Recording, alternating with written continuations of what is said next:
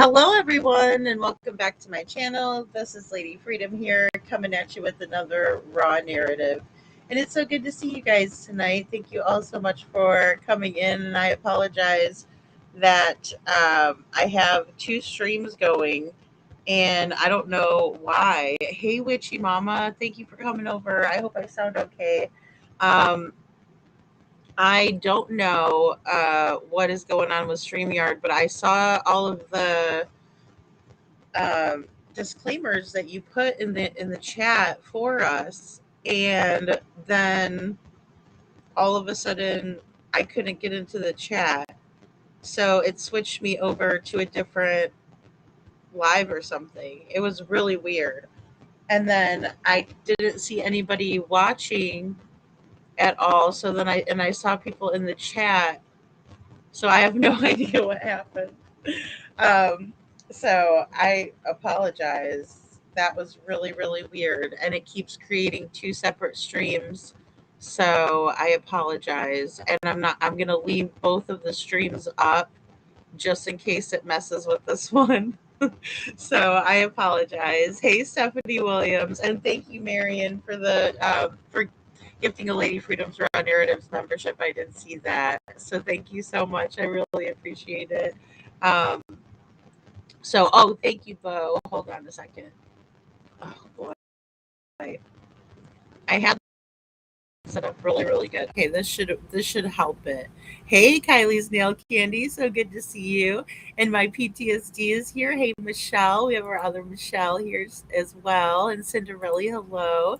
And Chu, good to see you. And I think I got everybody that just is coming over. And welcome in, everyone. Again, I'm sorry about that. And now I have to set up all the graphics again, which is really weird. I don't understand why it's doing that. And I apologize for whatever I may be doing to contribute to that. That looks so much better. I like that way better. Um, let's get some green. I had green. That's kind of a cool color green, like a mint green. Um, there we go. We'll do that green for today. Just change it up.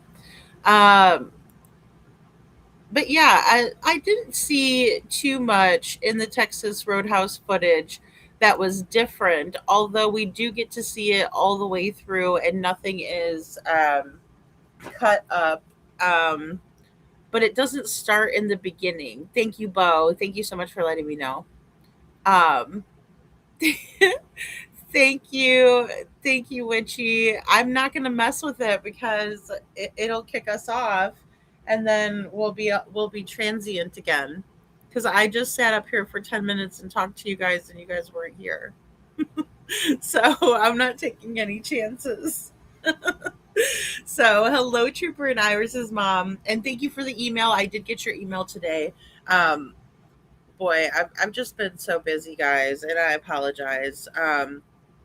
It's just never ending, let me tell you. But um, yeah, I'm working on things and getting things in order because tomorrow's Friday, and that was the goal is to get everything together for Friday. So heaven forbid we don't, miss that deadline. But by that time, into Monday, we can start making some of the proper things that we need to be doing.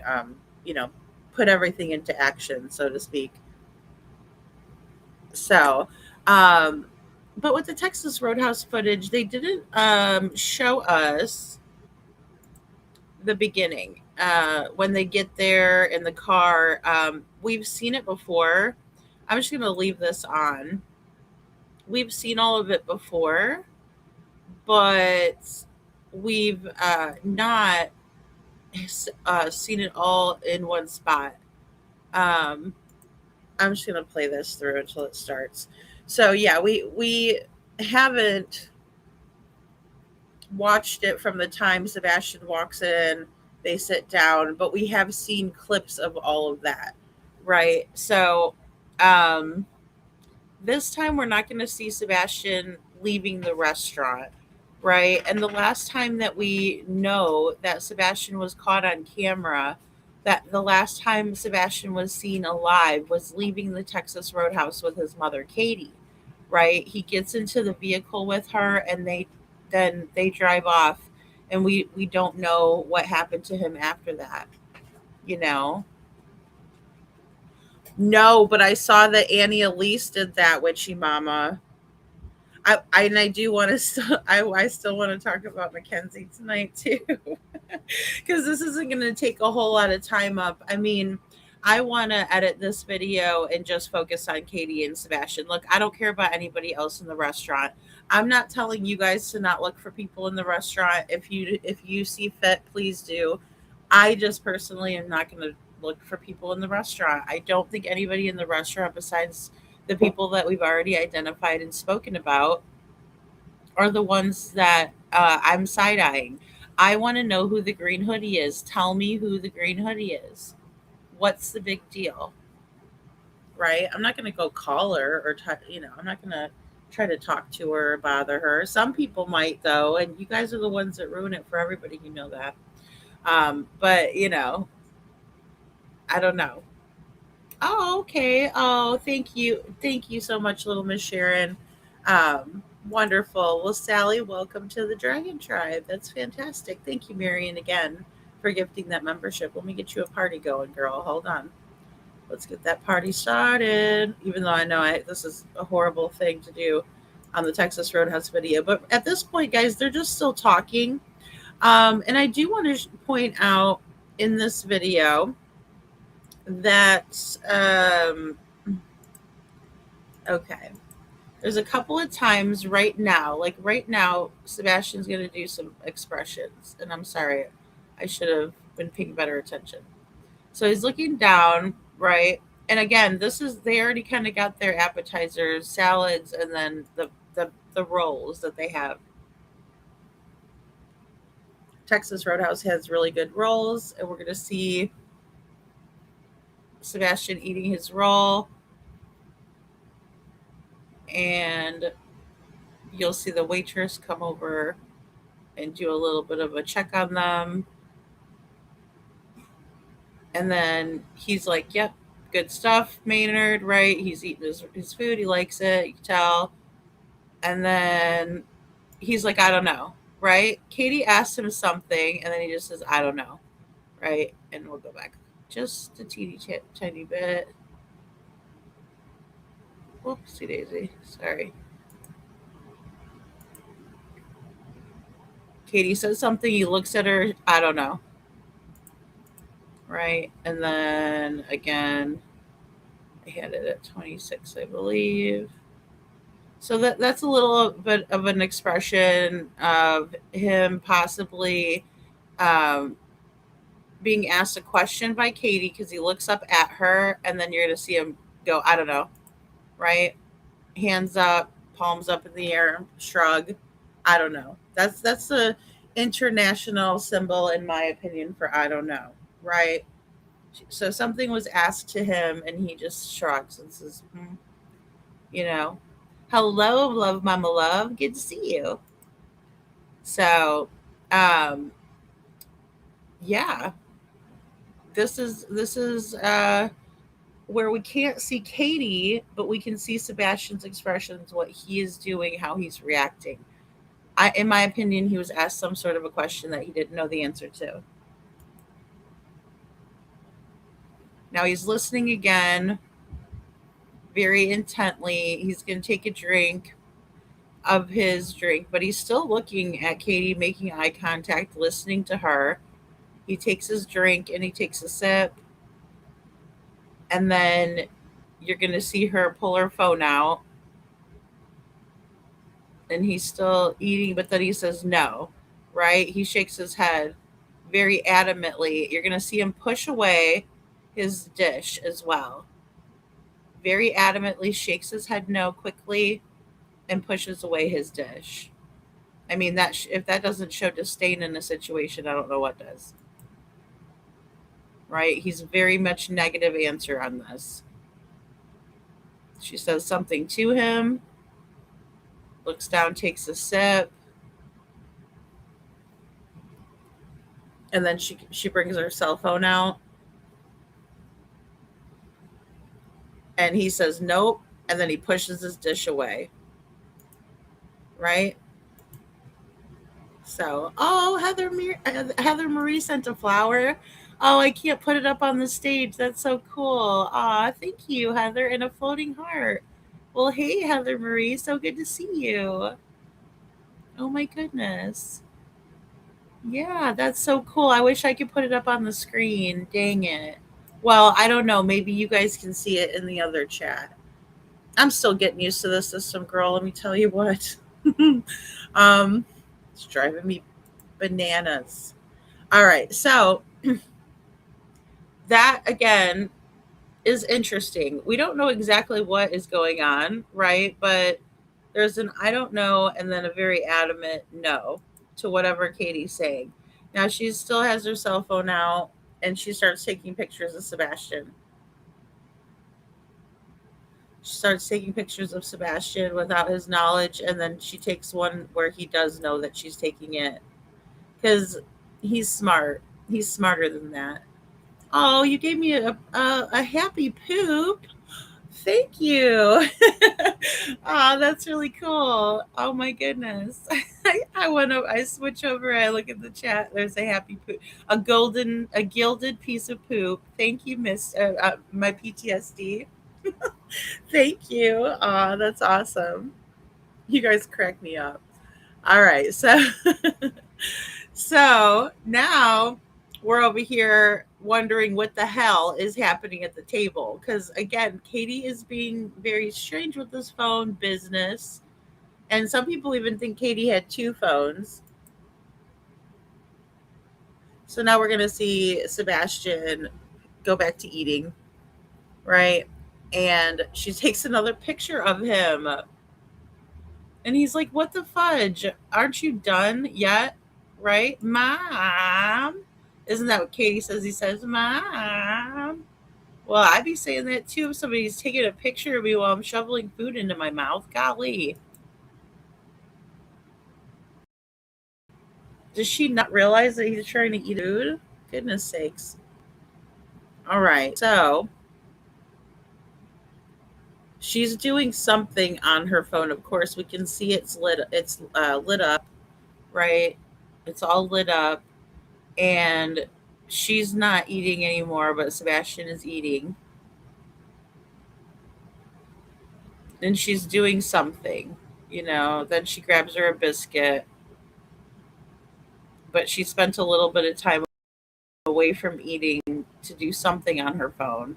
And then she goes back, she's scrolling out and in, into different windows, right? Or different apps or things on her phone. And, God love these people right here, but sit the hell down.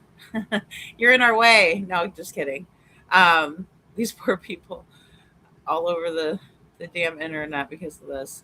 But again, I'm focused on Sebastian and Katie. So then the waitress comes back by. Sebastian smiles, right?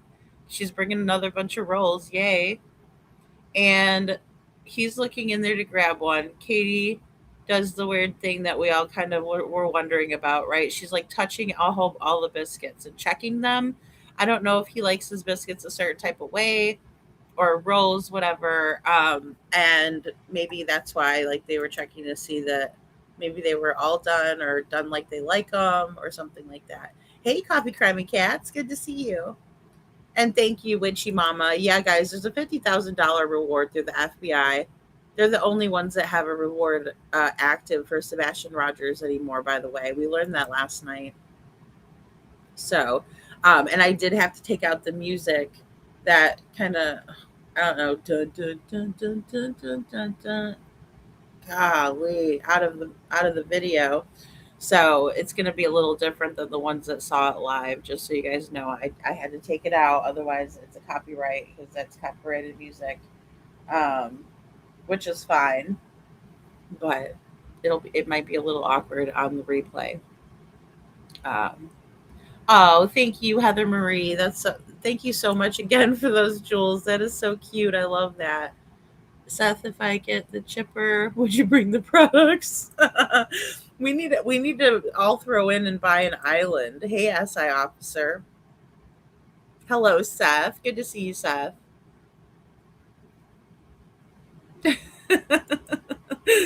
Yes, I don't know what you're talking about. Nothing to see here. Good to see you, Seth. Oh man. So this is about the time where Katie grabs a couple of rolls and Sebastian goes to grab no, can't have any. She grabs two. She grabs two. Oh god, here we go with this again. Here we go back to this again. But I mean, come on. And I think it is before they get their food.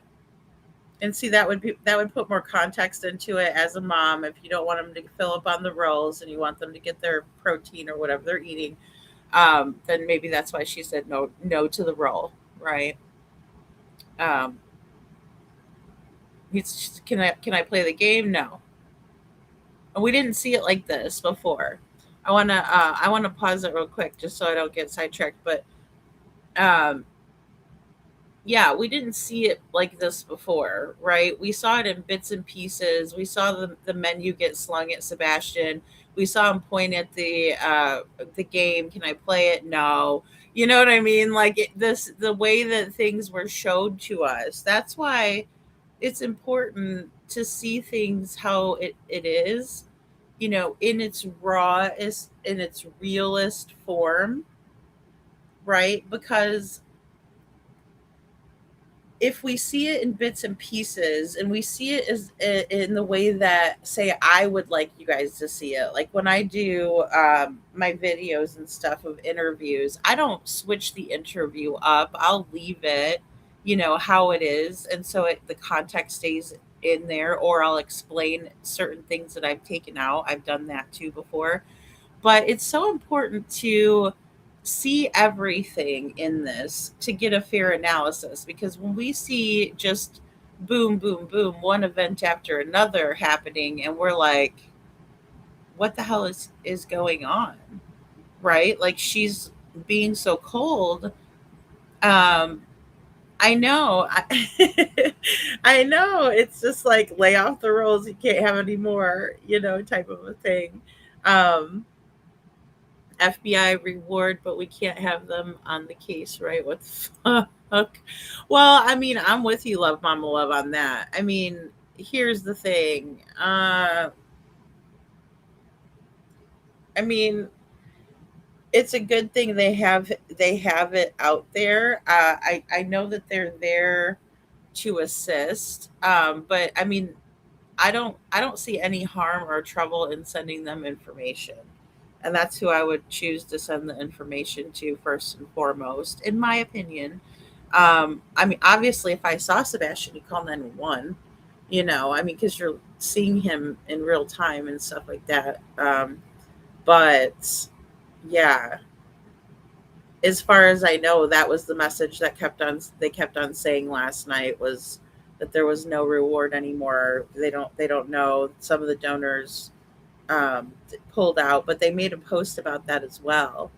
So yeah, and who knows if it was even real or not, Liberty? I don't know. Hell if I freaking know. I can't answer that one. They'd have to answer for themselves on that one. All I know is they said they were going to bring in some footage from the bowling alley, and somebody was in here, Underdog the Bounty Hunter's name. And then they chose to do the live when I was live, so I couldn't even ask any questions about that specifically, conveniently enough. We can borrow the Epstein Island. Oh, Lord. I don't even know if I want to step foot on that thing unless I had, like, a gallon of holy water handy. Jeez Louise. Just spray it all around over there. Spray it down. I'm glad you all haven't seen me eating the rolls, but doesn't it make a cheap date? Yeah, well, yeah, exactly. Just get salad and eat the rolls. Yes, I mean, I like the steak there though. They have good steak. So I don't like the really expensive cuts anyway. I like a sirloin, or, well, I mean, I like filet mignon too. So that was a lie just then, because I do like the filet. But I mean, otherwise, because I just like the lean meats. Like I don't like the ones with a lot of gristle or fat or whatever you want to call it. Sebastian looks like he's eyeballing another role. Exactly. I would be too. I mean, why not let him have it? That's what I don't know. I get a little teed off by that, but at least you get a little context in this where we're like, oh, okay, well, his food didn't come yet. Um, because at certain points it looked like Katie didn't even eat anything, and then that really scared the crap out of me because I was like, what'd she do if she didn't eat? You know what I mean? Like we had all of these, and see, that's what creates a lot of speculation also, but in a negative way, in my opinion, right? It's negative speculation because we're filling in the blanks based on uh untruths, right? Or no context, and that's the worst place to start a theory, isn't it? I mean, shouldn't we follow the evidence and the facts, and that way we can at least try to follow some sort of a good theory? Otherwise, we're wasting our time entirely, in my opinion. So, Dog said something yesterday during that live, like the connection is blood relative or something like that. Who was in there? See, this is why I don't trust it.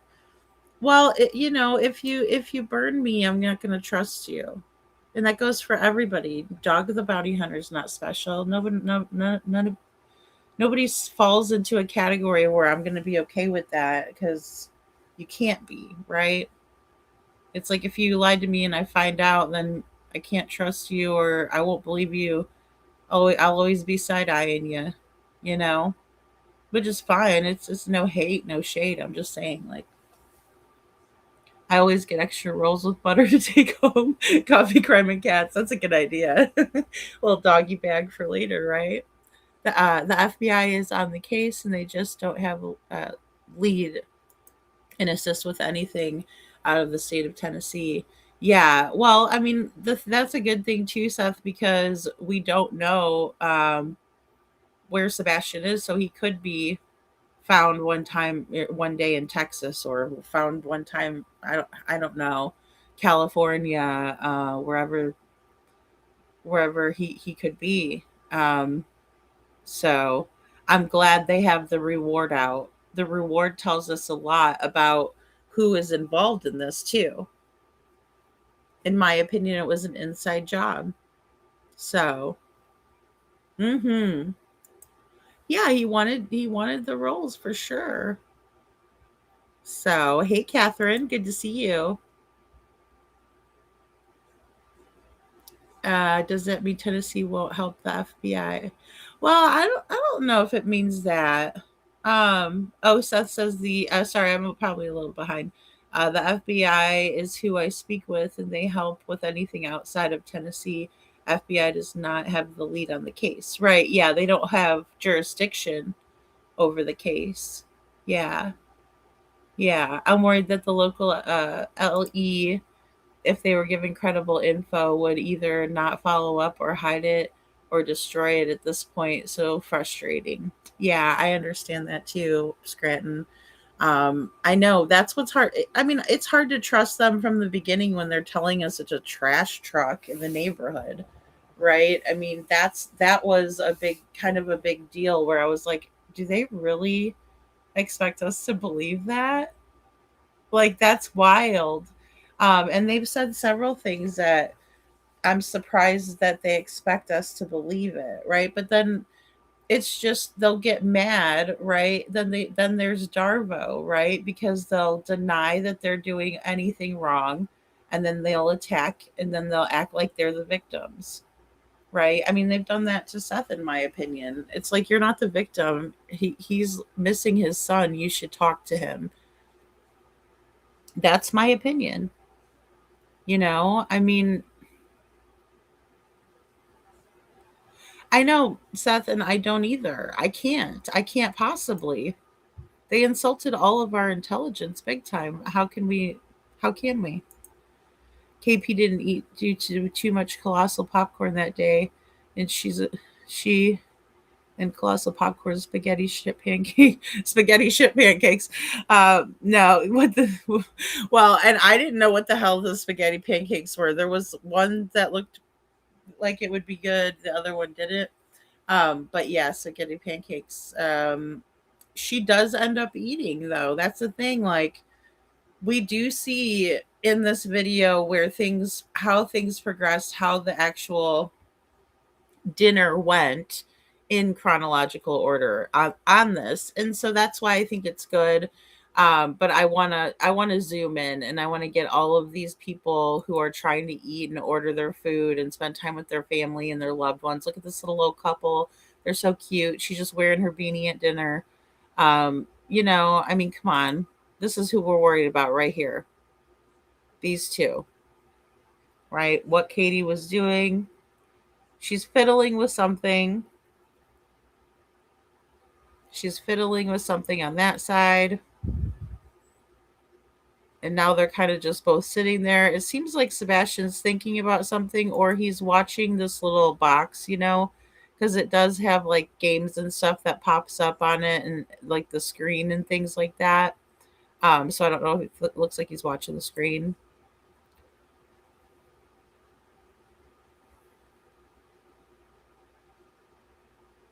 And they're really not talking. A lot of it is kind of subtle, more subtle, in my opinion, when they're talking. That's where he goes to grab the roll again and can't have it, right? But she takes a bite of a roll. She took 2 rolls, by the way. I don't know if I mentioned that earlier, but just in case anybody wants to know. Um, Katie seems like one of those mean people that would do something mean, to you and just watch you and relish in your reaction. So this is where they get their food, right? And they both get a full plate of food and sides, the whole 9 yards. Um, theirs comes with like salad and sides. And so Sebastian looks like he's happy about his plate, which is really cute. He kind of looks over at Katie, smiles, like, all right, the main event, right? But he was hungry and he wanted to eat another roll, so I'm sure he's excited to have whatever he's eating there. Um, but yeah, so they're talking now a little bit more. But again, Katie does have this cold, reserved attitude, which I don't know. I just don't like that. I'm not that type of a person. I don't have a stick up my ass, and I just don't like it when other people do either.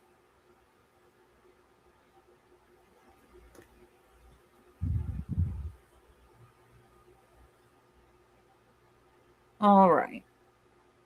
And again, these people are there with their families and their kids. They're not trying to steal Sebastian. I think this is so friggin' ridiculous that they want us to look at all of these people and look into these people, and all they're doing is eating their food.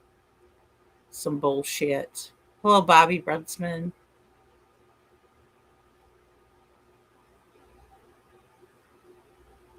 And let's see here.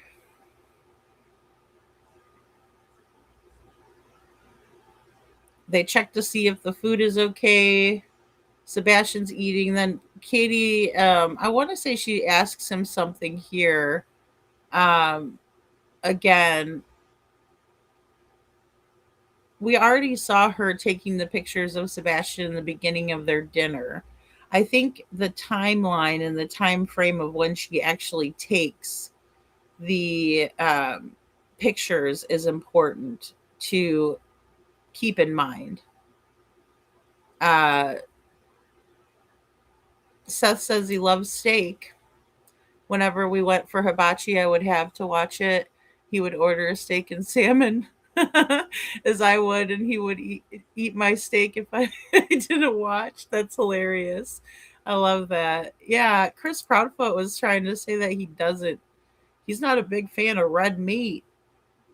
And I'm like, so why is he at a steakhouse? Why would you guys take him to a steakhouse if he doesn't like red meat? That's a place that you would think you would not go. you know? So, aw, I know Love Mama Love. It's sad.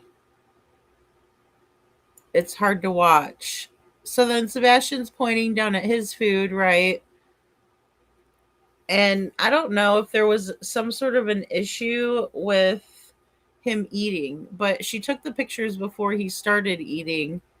And then he's saying that he really doesn't like maybe something on his plate. And then Katie takes a bite of his, and then she takes another bite of hers.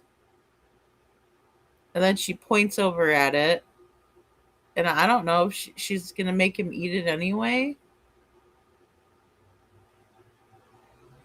He doesn't like it though. I can tell by the look on his face. He's like, no, there's something up with that mac and cheese, buddy. I don't really, no, not my thing. Um, yeah, he didn't like that, you know. I always found it hilarious because I would ask him if he wanted more, but he would just say no and eat mine. Yours tastes better, Dad, you know? That's funny, Seth. Aw. He didn't want a whole one. He just wanted to steal a couple pieces from you, maybe. So yeah, they have a full ass meal. They sit and eat, and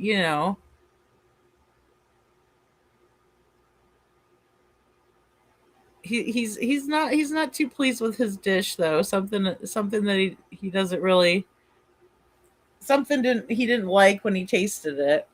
Yeah, in my opinion, from what I'm seeing here.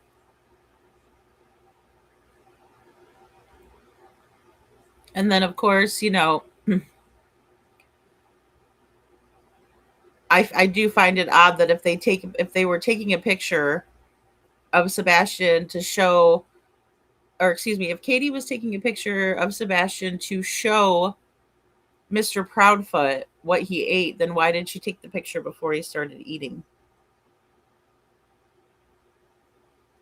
And she took quite a few pictures of him at the table. You would have thought that those pictures would have been released to the public first thing, because that's him on the day that he went missing. This is Sebastian on the day that he went missing. And then you have this cute little couple who had a nice little dinner, Sunday dinner, and they're leaving. They don't have anything to do with this. They're innocent people. Innocent people. Golly.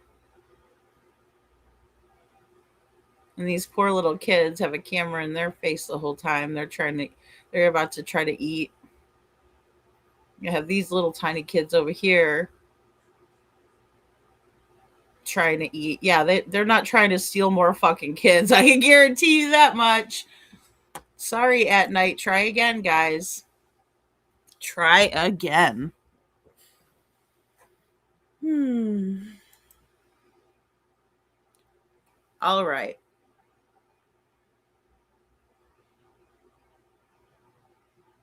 And perhaps there was something that he told the waitress that he didn't like about his plate. I don't know. But, she's going over there to fetch the rest of the dishes from the table, help the busser. And, nothing is weird. Nothing is weird except for, in my opinion, what Sebastian and Katie are doing, because this is the last time we see Sebastian. All right.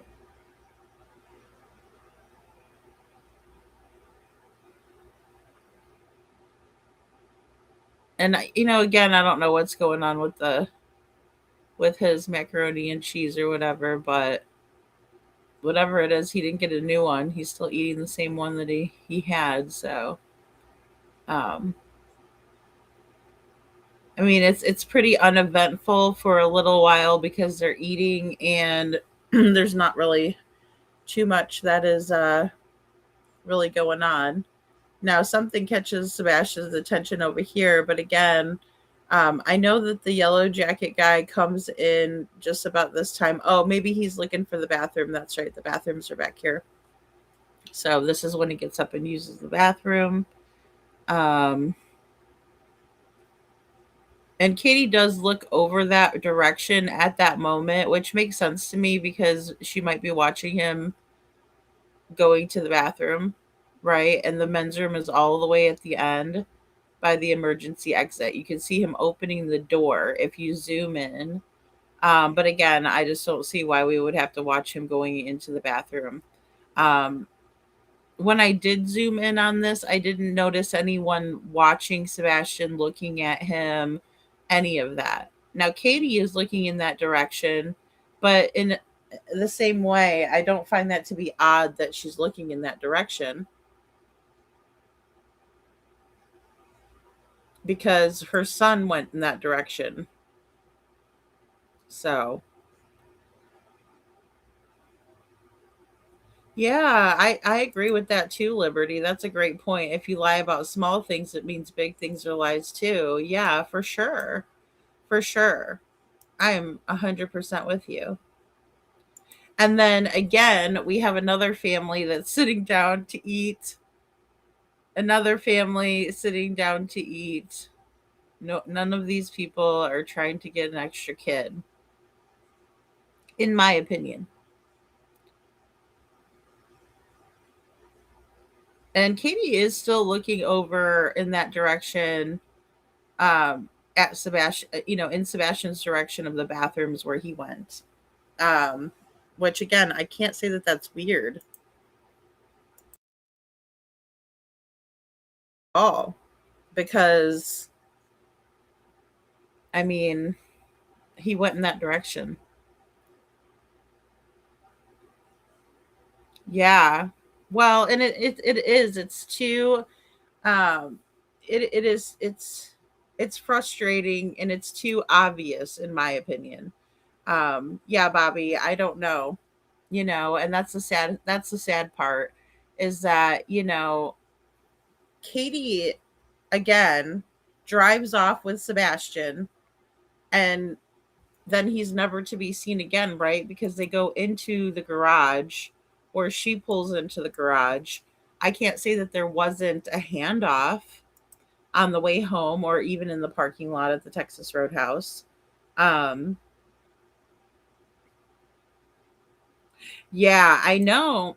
Well, and Bobby, that's my problem with them not showing us the outside in this video uncut and raw and everything because to me those people, and I want to know who Green Hoodie is because to me those are the people that we should be really focusing in on. And I do think that Yellow Jacket had a picture of Sebastian on their phone. There's pillars in that restaurant too that you can see in the photo. You can tell like the color of the wood and things like that in that photo. Um, yeah, it's so unfortunate. It's so unfortunate that they won't tell us who the green hoodie person is either. I mean, they didn't even tell Seth. Yeah, Valley Gal, it makes me sick too. Now this is where we get a lot of drama with the spoon situation, right? Look, Sebastian, whatever is happening here, he does not. No, he's going no. He's looking nervous. He's got his arms down to the sides here.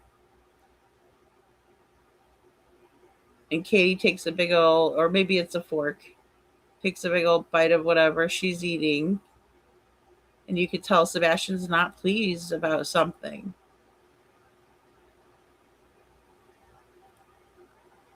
And again, those ladies are not trying to steal Sebastian.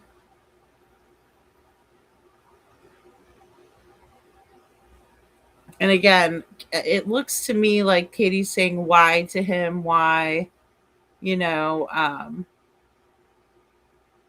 they're definitely having a back and forth conversation about something that Sebastian doesn't want to do. And then again, we see him looking down, right? Kind of, I don't know, fidgeting a little bit, I guess you could call it. Um, but you could tell he's kind of thinking back And then she gets his attention again. But then he's putting his head down again. So a lot of this is Sebastian putting his head down. Now he scoots closer to the booth, right? Probably to feel a little bit of safety. Whatever is being told is something that he doesn't want to hear. He keeps shaking his head no. Over and over, he's shaking his head no. See, again, shaking his head no.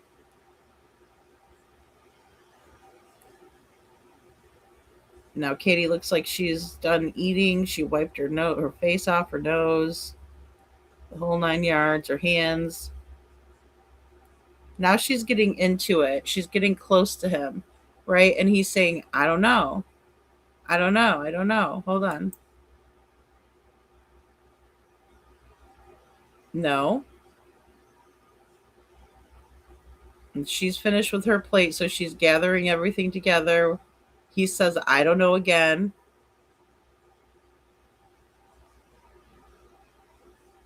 Now, she did you see that? She pulled back her sleeves. She pulls her sleeves back, and then she gets in a stance where she's aggressive towards him. She's coming at, closer across the table at him. And he says, I don't know. What is he in trouble for? And why can't we get one of the angles from one of these cameras up top where we can see what she's saying to him? Because now she's going to eat some more food. And again, his arms are down.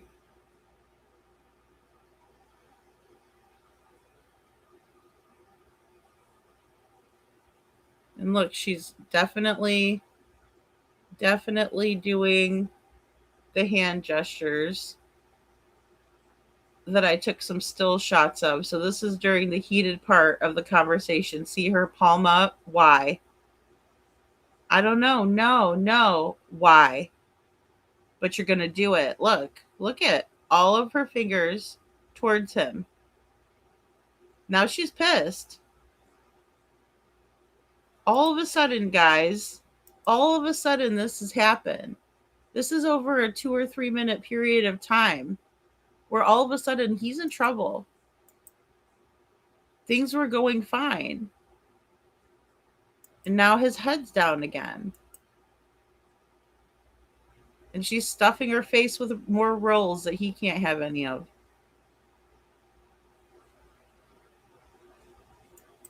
And again, he looks defeated, right? Why? She tells him why, and then she's pointing at him with all of her fingers towards him. Her whole hand at one point towards him. Now he's biting his nails. And looking around, looking back at the game again.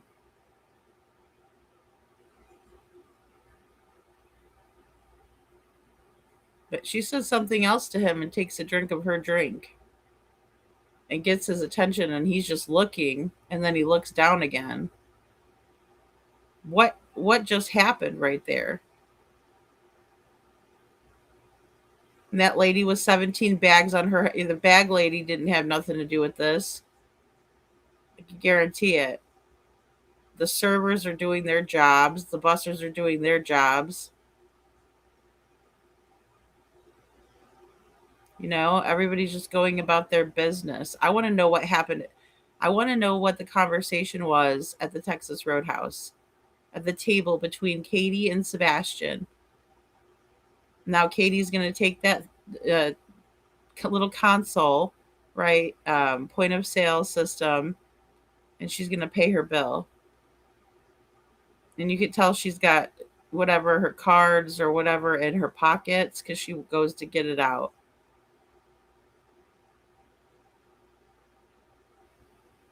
And pay. And Sebastian still looks very nervous.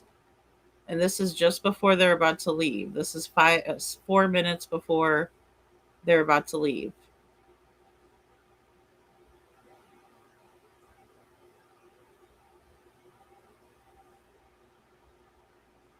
She does the tap to pay.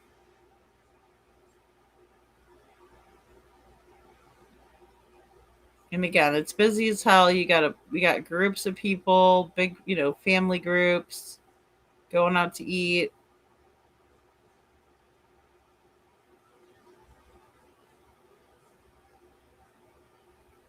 Okay.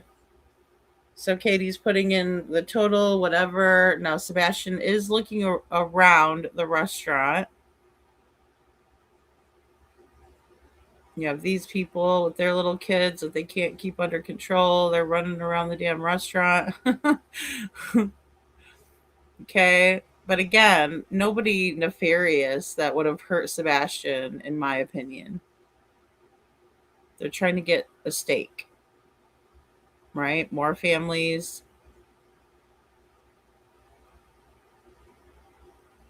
So Sebastian looks very nervous to me. He looks like something. I mean, he looks like he wants to run away out of the booth, in my opinion. That's my best guess for why he's looking around like he is, because he looks like he's nervous. I know, it's so sad, SI officer. It's sad to see this because this is the last time we see Sebastian. Witchy Mama says that second hand movement, or excuse me, the second hand motion with all the fingers is like saying, enough, I decided. I know, exactly. And he just keeps saying, no, I don't know, no, I don't know, I don't know, no, right? Like those are his expressions. That's what he's doing. Her gestures are very pointed.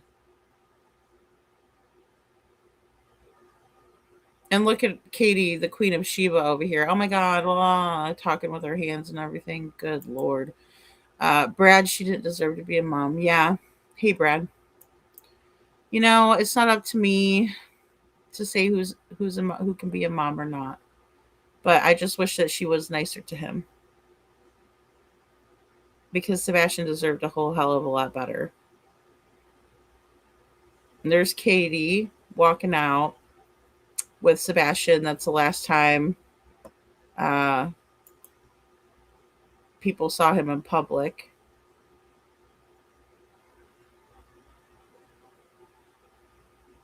So, and again, I don't know why they're continuing to show this part of it, but they do have a busser that's about to come by and get everything like this kid did with the bus tub. Here's another one of them is going to come by and clean the table.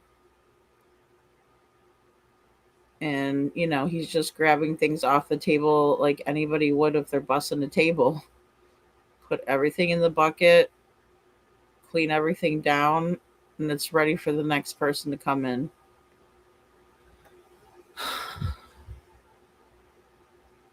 So that's what he's going to do.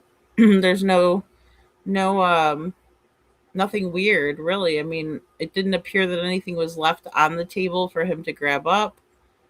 He doesn't wipe underneath any of the condiments. I'll say that much, or the menus, but maybe that's not what's required of him. Either way, that there you have it, folks. So I don't know. I don't see anything weird. I don't see anything left in the booth. Sebastian allegedly didn't even have his phone on him. You know, I mean, he didn't even allegedly have his phone on him. So let's just stop that. But I did want to kind of go over that with you guys just to give it a little bit of context, because again, in the beginning, I had a lot of questions myself as to what the heck is going on here. Um, why didn't they give us the picture from the Texas Roadhouse if she took one of him? Different things. Hey, Astro Train. I wonder if anyone sitting next to them overheard the conversation.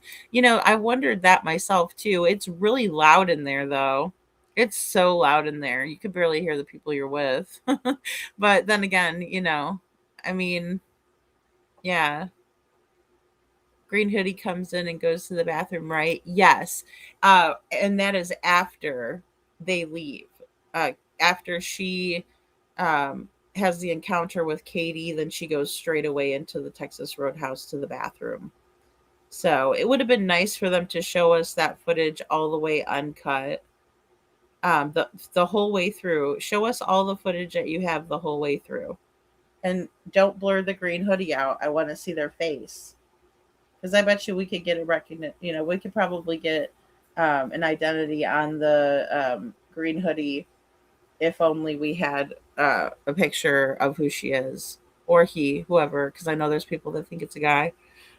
So be it. I don't know who it is. You know what I mean? It looks like a great many people, resembles a lot of people. So, aw. And we do, though, love Mama Love. That's the big difference. It is. It is. I know. I just hate to be the one to say that about another mom, but Katie's actions in the Texas Roadhouse, I mean, she's cold. She's very cold to Sebastian. It's like it's as if he isn't her child, right? It's a very awkward dinner. It's like, and then for whatever reason, it was like all of a sudden, this is what you're going to do, right? You're in trouble, but nothing happened and for that to occur, right? Because again, without context, some of us might think, well, Sebastian might have had a really bad meltdown, right? And maybe he was being punished because he couldn't go bowling, and he had a come apart about not being able to go bowling, right? That we might think that logically, okay, well, yeah, he was acting up, and again, this idea that we're gonna punish children for things they can't control, like a meltdown, right? But they weren't thinking properly, right? They're thinking that Sebastian has disciplinary issues when really he's got neurological issues, right? He's got a rare chromosome deletion. So it's different, right? It's not that he's being naughty on purpose. And again, when someone's expectations aren't met, we all can be disappointed and we can all be upset, right? And maybe do something, adults throw fits all the time. But that would make more sense to me, right? Like Katie said, it'd make more sense if we'd been fighting. Well, yeah, it would. It actually would, Katie. So were you fighting? Because why do you keep telling him he's not in trouble? But you're not in trouble. Just come home, Bubba. Okay, Katie. It doesn't make any sense. Does not make any sense. Hello, Anna. Anna says, is it normal for waiters at the Texas Roadhouse to wear an earpiece? That guy cleaning the table had one on. Maybe so. Maybe so, because they might need somebody to come help. And I don't know how they use what they use there. I really don't. They very well could have something like that, a lot of swapping things of importance, in my opinion. Yeah. Yeah, absolutely. I want to see it all the way through, So, um, Brad says it's how they found John. List if anyone remembers the case. Oh, um, I think I do remember that case. So, Marion says not a mom, in my opinion. I haven't seen that at the Texas Roadhouse here. I've not seen anybody ever use an earpiece when it comes to serving at a restaurant, unless it's a very high end restaurant. Hello, Astrology for Mystics with Jen. Good to see you, Jen. She is cold and calculating. Yeah, Bobby. I mean, that's my issue. I mean, again, it would be different if there was something maybe that we knew about, right? Like Sebastian really flew off the handle because he couldn't go bowling, right? That would make sense for it not to be such a great dinner, right? Because that kind of ruined the mood for the day. Or if Sebastian himself was displaying, behaviors as if he was, pissed off or disappointed or like mad, any of that, sad, any of that stuff. He looked hungry, in my opinion, right? But they didn't show the entire thing. I don't know why they don't show the entire thing, you know?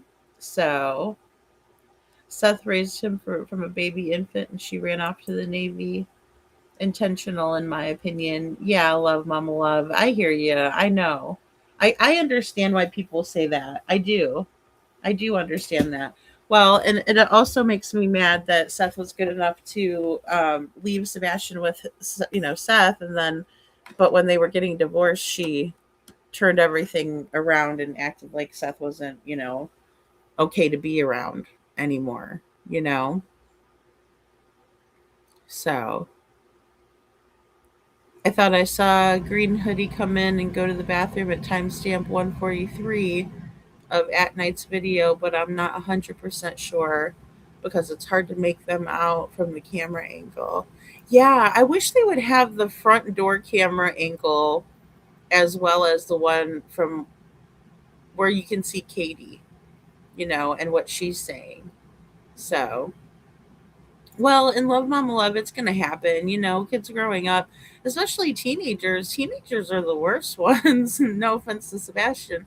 But, as they get older, they get more ballsy to talk back and, they can get into more things, right? Like socially um, you know, and he could have had a hearing aid. That's a good point, Witchy Mama.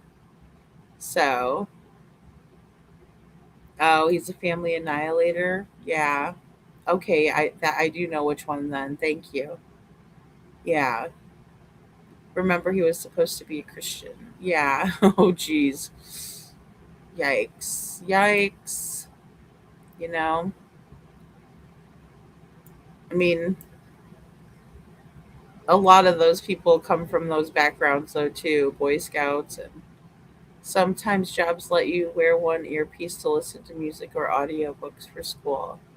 Oh, okay, that's a good point too, my PTSD. Yeah, because it's not like the busboys, I mean, all they're doing is collecting the dishes and wiping the tables.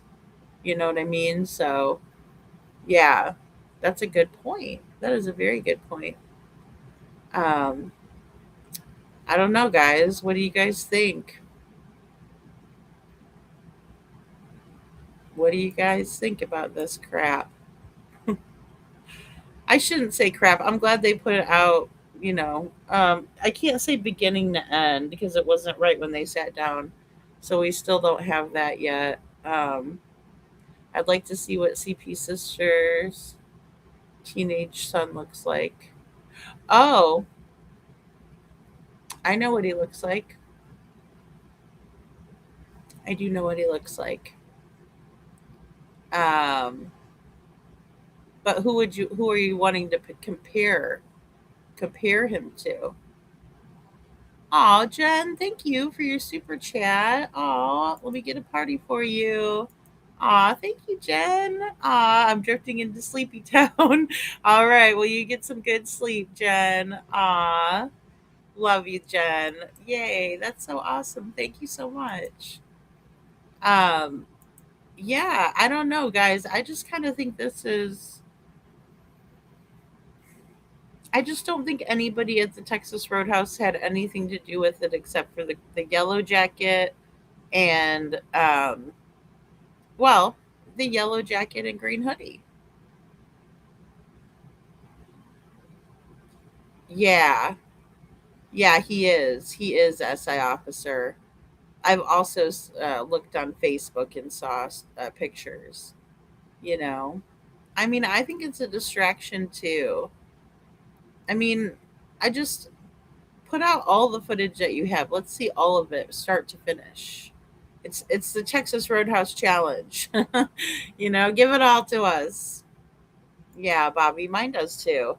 It's just it's so frustrating because the last time we see Sebastian is at the Texas Roadhouse again. I can't say that he made it all the way home. I don't know that he did. If he did, then I believe he was taken out with the 3 a.m. lights, unless maybe they stopped at Stop 30 Road, off of Stop 30 Road, that little um, area where it would have been a good place for a handoff. But those are the things that I have thought about, and we've also talked about even perhaps when Katie was out and about on Monday morning, there could have been something done then. Now that would have been really ballsy, and there would be a big time frame. And then as soon as they did something like that, they would have been calling the police, obviously, right? And so it wouldn't be the smartest thing, but maybe it was part of a strategy to do something like that. I don't know because again, there's a couple of different motives that can be very probable when it comes to Sebastian's case, right? There could be the motivation because of Faith and because of Chris Proudfoot and poor Faith. I shouldn't have just said just because of Faith because it's not her fault, but because of Chris Proudfoot and his desire to have his daughter taken away from his ex-wife. Um, it could have been, because they wanted Sebastian out of the house, right? I mean, all of these things are true and known about. Um, they definitely wanted him out of the house. And I shared a story today about kids that didn't make it through, but they were right about to be going on a visit or seeing their father right before this all happened. There were 4 kids, twins, a set of twins, and then 2 others. Um, so, with that being said, sometimes people do those things, right? And I would hate to think that, um, or even putting Sebastian, someplace else and not saying it, right, would be something that somebody might do. You can't put it past these people. Yeah. Yeah, SI officer. You know what I'm talking about.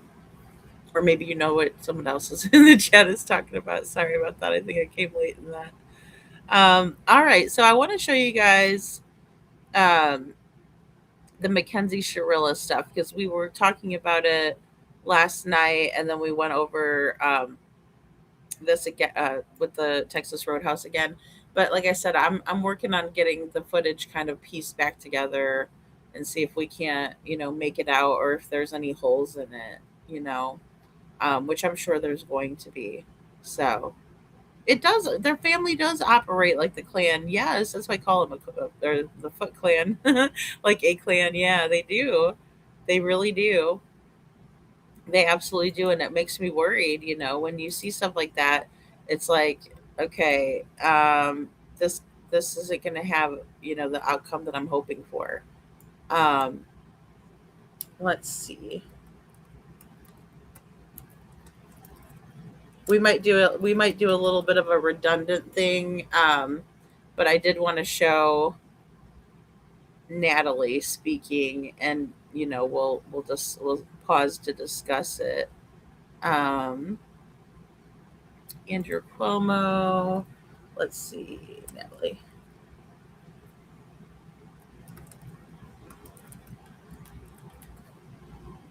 Because we started it yesterday. Let me see. Hold on. Okay, yeah.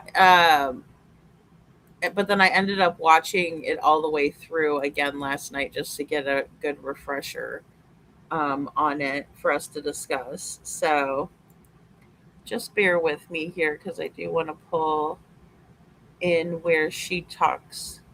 Um, and we went over POTS last night. So, okay, here we go.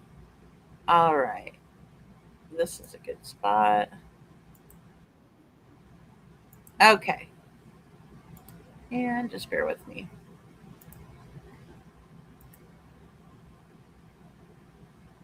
Because of course we've gone over Steve Sharilla's stuff, and he says the same thing over and over again. So this is going to be a little bit different. Her mom is freaky. Taking the opportunity to join us. Thank you for having me. Let me just clear something up here because you know how in this space everybody's got a conspiracy theory. Just to be clear, when I was interviewing your husband, you were in the background paying attention. Just to be clear, you've always been invited.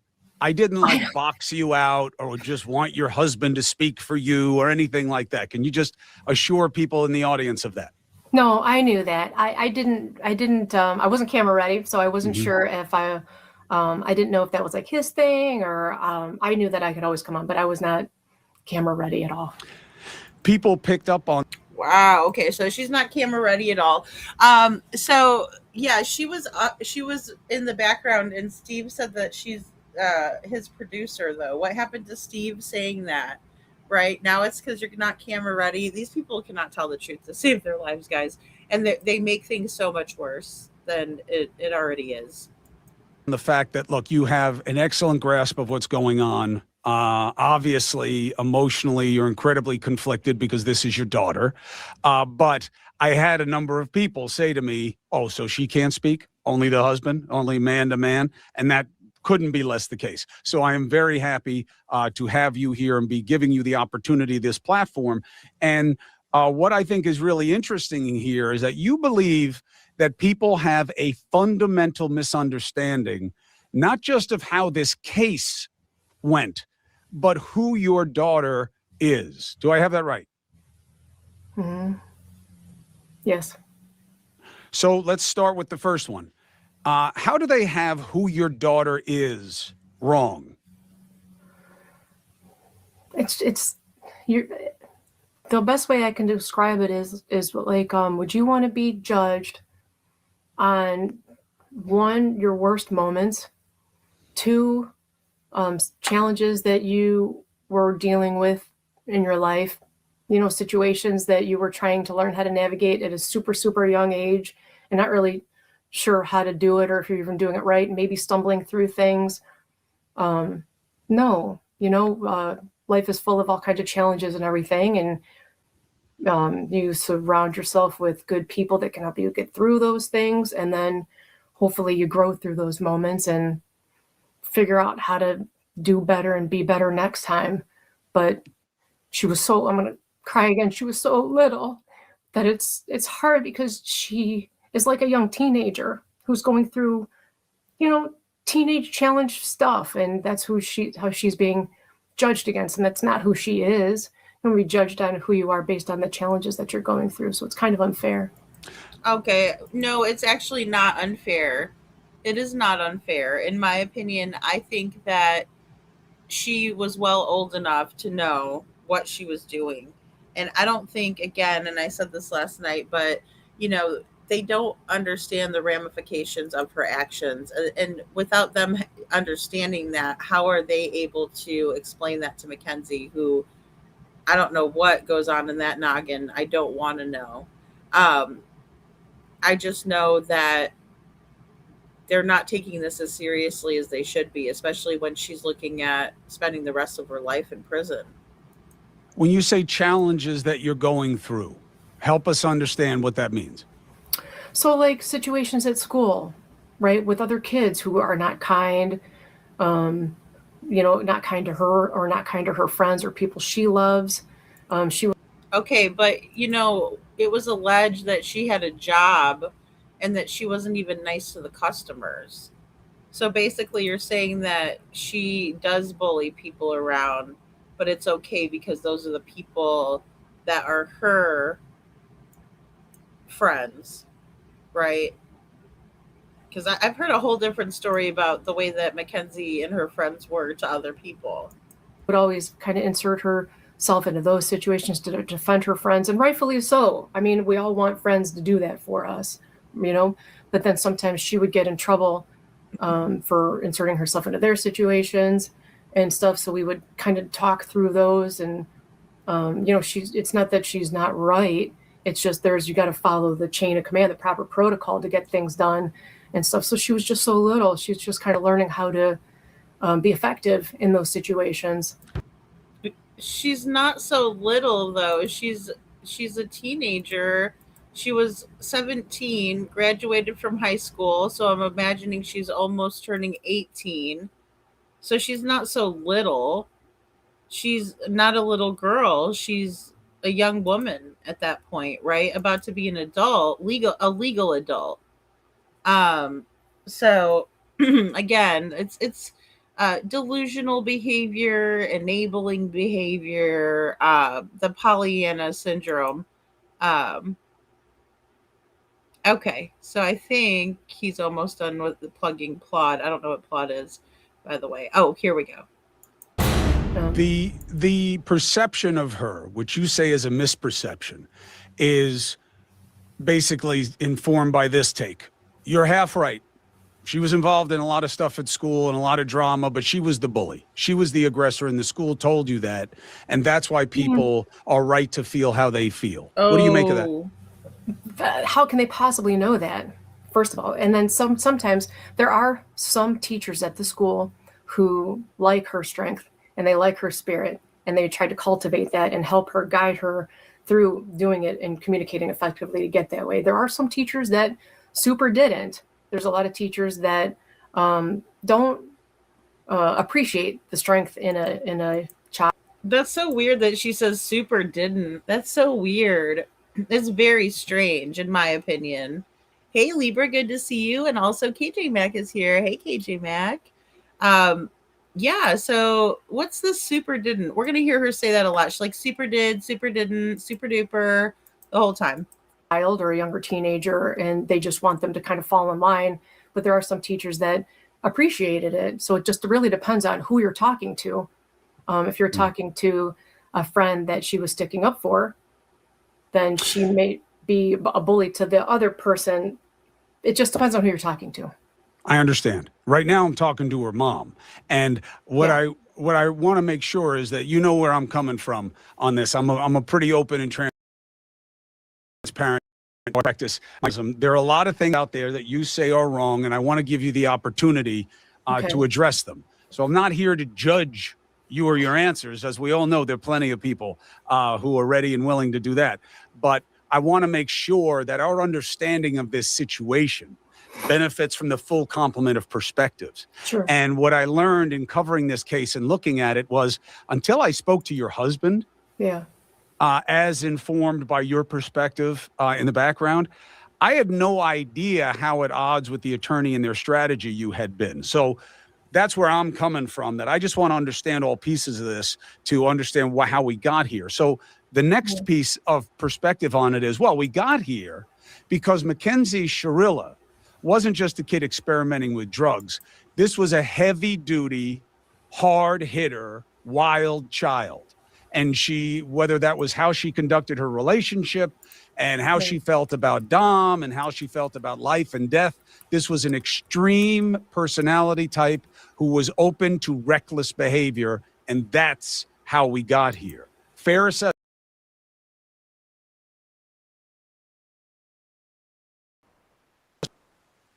Let me tell you who Mackenzie is. It's her family.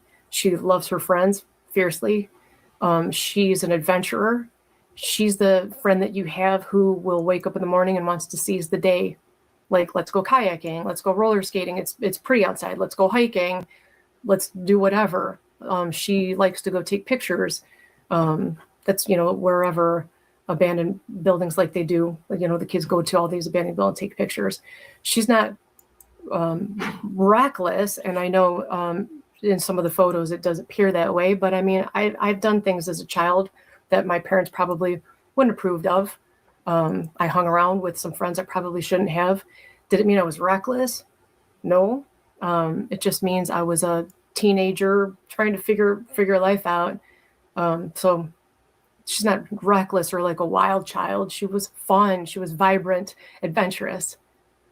She was fun.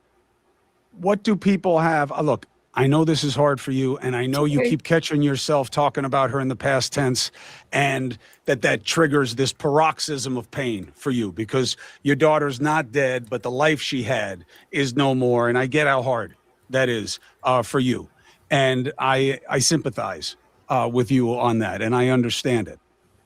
Well, a part of me is not crying just because of that. Okay, a part of me is just crying because her friends, people that actually know who we are, know the truth. They know who she is, and the image that has been painted of her through storytelling, all this other things. It's not it's not wholly accurate. It's Okay, but we listened to the jail calls. We read the text messages between Dom and Mackenzie. So, how can you say that we're basing off of storytelling when it's based on her own words? Her words through text, her words through talking on the phone on the jail calls, her actions before the crash. It's not a story. It's not a conspiracy theory, right? It's the truth. it's unfortunate. So part of that is the relationship with Dom.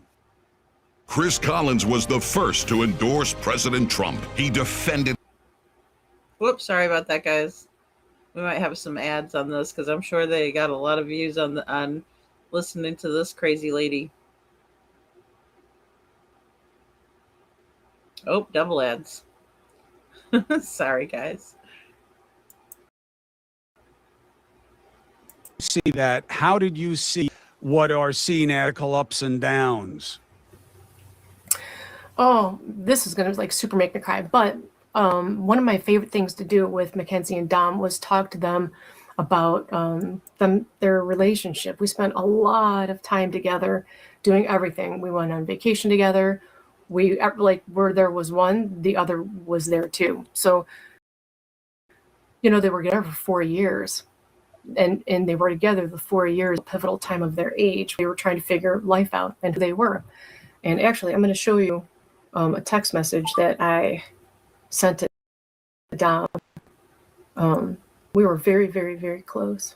And, one of my favorite things to do was help them navigate through their relationship. Oh, and yikes. They knew that they can both come. Oh, God. Okay. My favorite thing to do was help them navigate through their relationship. Are you qualified to do that? Like, how? Wow. That was weird. I wasn't expecting to hear that.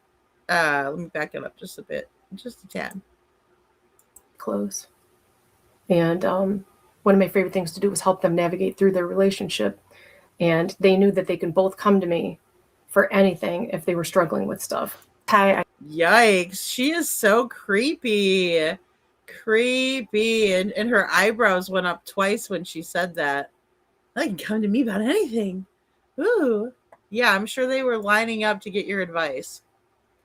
Natalie Shirla says, I tried to call you. Don't have to call me back. Flowers. I was just thinking about you guys. One of my favorite things to do is watch you guys grow and navigate through your problems together. Yikes. You like watching that relationship unfold? Because it's not a relationship. It was a relationship. They're not always fun and it's not always easy, but the point is that you guys grow a little more each time and learn a little bit more about yourselves and each other. Love you guys. Anyway, that was all. And then Dominic says back, nice to think you're always thinking about us and here for me. Love you too. Thank you. XOXO always, Natalie. And she apparently likes to use the pink flowers to express herself here. So I don't know what this demonstrates besides that maybe on July 1st, 2022, there was some sort of a blow up. And I'll have to look back at the text messages and see if there's, ones that correlate with this time frame or time period here. Nothing like a meddling mother-in-law. That's all I'm going to say. I try to call you. You don't have to call me back. I was just thinking about you guys. One of my favorite things to do is watch you guys grow and navigate through your problems together. They're not always fun and it's not always easy, but the point is that you guys grow a little more each time and learn a little bit more about yourselves and each other. I love you guys. Anyway, that was all. And then he said, nice to think you're always thinking about us and here for us and here for me. I love you. Love you too. And thank you. And then I said, always. understanding relationships, and obviously they're not adults, they're kids. I mean, he's an adult technically, but you know what I mean. Yeah. Did you believe at the time that the vagaries of their relationship, the drama, was within the realm of normal, or did you see it as a toxic relationship? No, I didn't see it as a toxic relationship because we did spend so much time together every single day. He was either sleeping here, she was sleeping there. He would come over and make dinner. They made homemade pasta and steaks.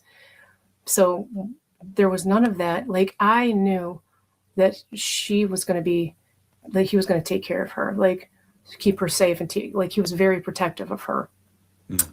And then I also knew that she was protecting him. So in person, I don't think, I know it sounds toxic in the text messages, but there's no context for those. That's not who they were. And one of the things I always tell people is who Dom looks like on paper.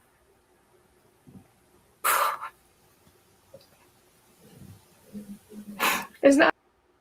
Okay, so here's where she's gonna start crying. I'm just gonna back this up just a little bit here to these text messages. Let me see. I think this is where he was very protective of her. And so, you know, this is what is baffling to me, is that even though there's all of these text messages out there, the Shirillas are still trying to make us believe that the relationship was completely healthy and they were just so cute together and everything was great. It wasn't. And then I also knew that she was protecting him. So oh, bullshit. Person, I don't think, I know it sounds toxic in the okay, it doesn't sound toxic. It was toxic. It's still toxic. Dominic Russo says, I'm breaking up with you. You know how much I love and care about you, and I get this. Mackenzie says back, I was just trying to make you fucking happy, feel better, excuse me. Dominic Russo says, I'm too bipolar, you gotta just not talk to me. Mackenzie says, but not you make me feel like I'm nothing. But no, you make me feel like I'm nothing for no reason. Why do you think I hate myself so much? Dominic says, you make me feel like I have to do everything with you, or I'm going, or I'm doing something wrong. You think I'm always mad? Mackenzie says, I effing hate myself. I'm ugly, and you just add on to it and make me feel very or even uglier. And then she says, like, how can you just leave me and walk away like that? It's effed up. I think Mackenzie needs to be checked for and again, please don't take offense to this, but or anybody, but I think she might have borderline personality disorder. Now you just sound dumb. Okay, is what he tells her back when she says that she hates herself, that she's ugly, right? It's very manipulative behavior, in my opinion. You make me feel like I'm worthless. I do so much shit for you. Okay. Text messages, but there's no context for those. That's not who they were. And one of the things I always tell people is, well, there is context to it. He says that he's breaking up with her, and then she starts dogging on herself and saying that she's not worthy of him anyway. And trying to, yeah, thank you, Jilly. Hey, Shadow. Yeah, in my opinion, attachment disorder is another good indication, right? Or we see some of those traits, I should say. Liberty, narc, yes. yes, right? And she's manipulating the situation, trying to guilt him back to her, which is never a long-term solution, right? If he says, I'm breaking up with you, You say okay, right? And then you make the appropriate steps, right? They live together. I get that that's not just a clean break. If they were living in separate houses, just boyfriend and girlfriend, it's a little bit different, right? But instead she says, like, I'm so ugly, I hate myself, you make me feel this way, you make me feel that way. She says that, why do you think I hate myself so much, right? um and he's saying, so if we just take out what she's saying for a minute, we went over that, right? You make me feel like I'm worthless, I hate myself, I'm ugly, I'm nothing, right? But this is dumb. I'm breaking up with you. I'm too bipolar. You got to just not talk to me. You make me feel like I have to do everything with you, or I'm not doing something, or I'm doing something wrong. Excuse me. I keep reading that wrong. You think I'm always mad, right? But she doesn't even say, yeah, I do think you're always mad, right? She just goes into how could you leave me, right? How can you just leave me like that? You're so effed up, right? But he's telling you he wants to go, so let him go. But she won't. And that's the problem. Now you just sound dumb, right? And I mean, was that a very nice thing for him to say to her? No, it's not. But I think maybe he was saying that because he's like asking her a question and she's going on and on about some dumb shit, in my opinion. So, um, it's just, again, I think if she were to have backed up a little bit and said, okay, that's fine, you know, it wouldn't have escalated to this, right? But she pushes, pushes, pushes. And it's also not an attractive quality to have when you're always dogging yourself. I know that, some people do that, but don't do that. Who Dom looks like on paper. All right. What about what your daughter looks like on paper, ma'am? All right. Mackenzie Shirla says, all you are is mentally abusive, physically abusive, and a terrible boyfriend. You don't do anything good for me, and you literally treat me like shit and call me the worst names you can think of. The fact that my boyfriend of 4 years just tried to end my life by steering me off of the highway, that's how I know you're not in love and you were never somebody who loves me would oh and you never were, excuse me, somebody who loves me would never do this to me. You guys need to use punctuation, please. All right. The only reason it went this far is because you tried to end my life. Kenzie, I didn't. Right? She's going on and on and on and on. Right? And women, we tend to do that, right? We do tend to do that. But he goes, Kenzie, I didn't. She says, you could have just apologized when you did something wrong, but I forgot, you're too immature. What does that mean? All of a sudden she says, well, you should have apologized. What? I thought you were upset because he grabbed the wheel and tried to hurt you and kill you. Now all of a sudden he needs to apologize for that, or what happened before that. I mean, that's weird. Why would I try to KMS, right? We all can too, right? Why would I try to KMS too? Mackenzie says, I'm already nervous driving in the rain as it is. And the fact that you would even try to steer me off the road and make my car spin out, probably because you're mentally ill and you used to hit your head on the wall and choke yourself with a belt. Yikes. Okay. That's not normal to say that to each other. I dare you. I dare you. All right. So, yeah. Wow. Even that little bit is triggering. That's a lot. That's a lot. All right. So, Is not who he was. she's trying to convince us that, they had a great relationship. Nobody knows what they're talking about. Baloney. Mackenzie says, I absolutely cannot believe you tried to end my life. Dominic says, okay, then don't be with me. Guys, he wanted out. This is 2 weeks before the crash. He wanted out so freaking bad. So freaking bad. He says, okay, then don't be with me. She says, you need fucking help. Okay, maybe he does, but so do you. Um, something, right? Redacted was right about you, I guess. Someone warned him, I'm sure several people did, about Mackenzie. Mackenzie says you blackmailed the person you love to try to kill the person you love. You blackmailed the person you love to try excuse me. Yeah. You blackmailed the person you love. You tried to kill the person you love.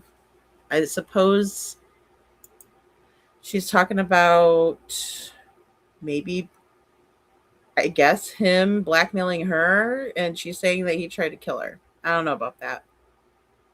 You know.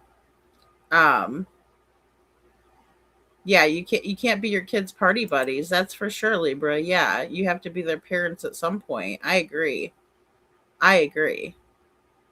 Yeah, it's a sick obsession with Mackenzie, and they are projecting. Yeah, in this, she's projecting a lot. Um, check out Crime Circus. Circus. That's funny. He needed a restraining order. I mean, Brad, I would have, if I was him, I would have gotten, yeah, that it was obviously toxic, getting super dangerous, right? And very dangerous for a very long time. Very, very long time. Oh man. All right. So she's crying over here trying to say that it wasn't that bad. They loved each other. This to me.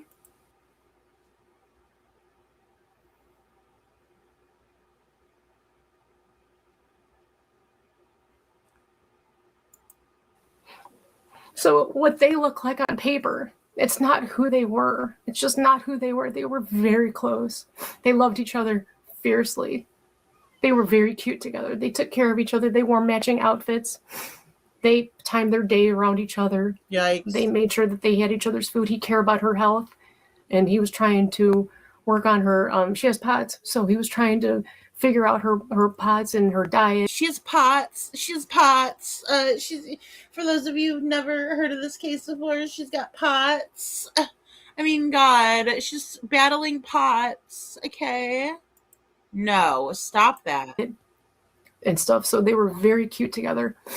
Yeah. There's no context in those text messages. That was just them trying to figure out how to work through these situations that they had building up, but that's not who they were. I know it's what it looks like, but that's not who they were. When I talk to you guys, you both bring up this relatively, for most people, obscure medical condition called POTS, which is basically a blood pressure differential, and how that can affect people. You guys talk about it like this was something that was known and ongoing in her life. That is not the way that it was argued in court. And it was not the way that the judge treated it. The judge treated it like what it seemed like from the rest of the record of the trial, which was a legal rationale for an unexplained intent crime. But that's how it came across. That's not the way you guys talk about it. You talk about it like everybody knows that she had it. We didn't just diagnose this now. Is that the case? I don't know why. I don't know why. I don't know why the trial went the way it did. But yes, I mean, I told all of her friends that she has POTS because they need to know what to do if she has an episode. Like, they have to know.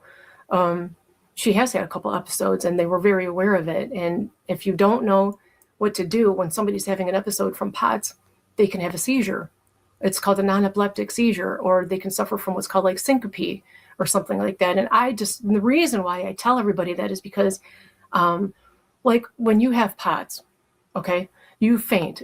You faint from sitting to standing, okay? And you can have an episode from anywhere between when you stand up, within 15 to 20 minutes, you can have an episode, okay? So. Okay, guys, and they don't even tell us, like, they don't even say when they left the house, how long it took. And if that could have been a factor, I don't see why she didn't say that then. Oh, well, she got up quickly from sleep and, got up really fast and left, abruptly from the house. But she doesn't say that. She doesn't say that at all. I think it's just all a bunch of lies about this stupid POTS crap. From I think sitting her daughter smoked too much pot. to standing. Okay. And you can have an episode from anywhere between She smoked when too you much stand pots. up, within 15 to 20 minutes, you can have an episode. Okay. So when somebody faints, your natural instinct is to catch them so they don't fall, right? Well, if you do that, and I found this out the hard way, if you catch them, the blood isn't getting to their head. It's a blood pressure thing. Okay. So if you catch them, you're preventing, your body stays upright and you're not letting the blood get to the head. So then that's when they start to have that seizure, that non-epileptic syncope seizure. Okay. That was really scary for me. So when she was doing that, she was like a stick, and I didn't know what was happening because this was like a newly thing that was being developed for her. So then I laid her down because I was scared. She had a friend over. It was me and her friend were here in the house. So when that happened, I laid her down flat on her side because the only thing I know about people having seizures is that they can choke on their tongue, and I didn't want that to happen. So I laid her on her side, and by doing that, the blood was able to get back in her head, and then she finally came out of it. So I have to tell her friends, please don't catch her if she's having an episode because she needs to lay down. Like, she either needs to lay down, or if she's in the process of having an episode, make sure to put her head between her knees. The blood has to get to her head somehow. So I had to make sure to tell everybody. I told the teachers at school. I told all of her friends, new friends, old friends, everybody, because they have to know what to do to help her. Please. It's what a lie. I mean, oh my gosh, just whatever you do. No, you guys need more you guys need more blood flow into your brains because something's wrong with you. When Mackenzie has experienced episodes of POTS, when they pass, has she claimed a lack of memory of the event? So I didn't ask her. Remember, it was just the one. And I didn't ask her if she had any recollection of anything because I didn't need to. That wasn't like a thing. So, and it also was pretty short-lived. Also not followed by a traumatic head injury either. So I don't know if she had any recollection of that. The next point of perspective is what people have seen on social media after the event and even after your daughter's incarceration. And it is an extension of this wild child, very self-indulgent, maybe, taking girlfriends or lovers in prison. It's all about feeding a picture of her as just all about her appetites. And again, extreme. How can you help people understand differently? I can't, because anybody can say anything they want. Like, how can you stop people from saying things? Well, with different perspective and analysis. Like, yeah, she smoked weed, but not every day, and she still went to school, and she did this, and she doesn't have girlfriends in prison. She's not fighting people in prison. She didn't stab someone in prison. I mean, that's how. Yeah. Well, that is how. So I can't speak on anything of her activity in prison. She's not doing any of those crazy things people are saying. So what she's doing is she lays in her bed a lot. She colors, she draws, she paints things for people and their children. She's like super, super talented. She listens to music. She writes music. She journals a lot. Mm-hmm. She likes to watch movies and play board games. She doesn't like drama. So she tries to avoid that. And if there is, then she's always the first one to extend the olive branch to whoever. Oh, whatever. Oh, she's just Mother Teresa of prison, Chris. Just Mother Teresa of the prison. She's always extending the olive branches. She really is, Brad. And the mom does look crazy as hell, doesn't she? Crazy ass Karen. We do we do need that, KJ Mac. We need to show the fainting goats. And it's like I saw Libra's comment too. It's like you're trying to make it so the person doesn't hit a hard surface and hit their head. If somebody faints in front of you, you try to catch them right? You're not going to make them stand back up again. You're not going to catch them in a standing position and hold them upright. You're going to get them a place to sit down, right? Oh my gosh, this lady is incorrigible. It is to move on from there because she likes to bring people together. Oh, please. So How do you explain what is reported as an unusual amount of misconduct tickets for violating prison rules? thank you for that. So contraband isn't like drugs. It just means that you have something that's not on your vault list. Yeah, So nobody said it was. let's say you have, I don't know, five things with you when they go and do like their searches or something. Then that's 5 tickets, 5 separate tickets, because you have somebody, she, like, for instance, It's 5 separate items. Why should your daughter get a free pass to do anything or have any special privilege or be above anybody else?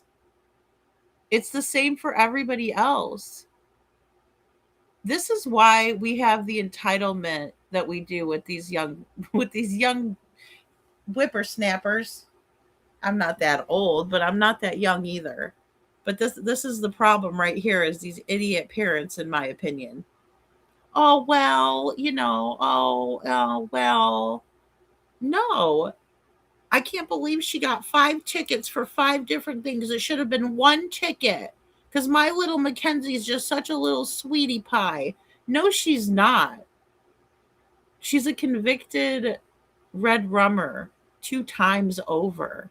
2 young lives were taken. Unbelievable. And look at her. She's staring off in the distance.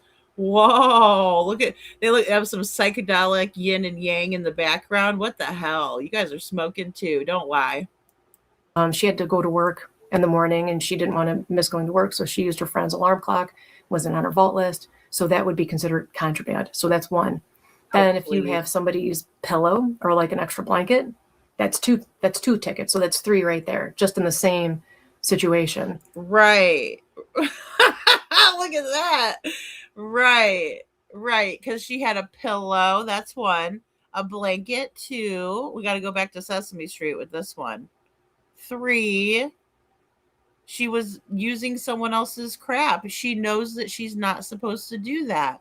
Why should she get only 1 ticket for breaking the rules 5 times? Riddle me that, Batman.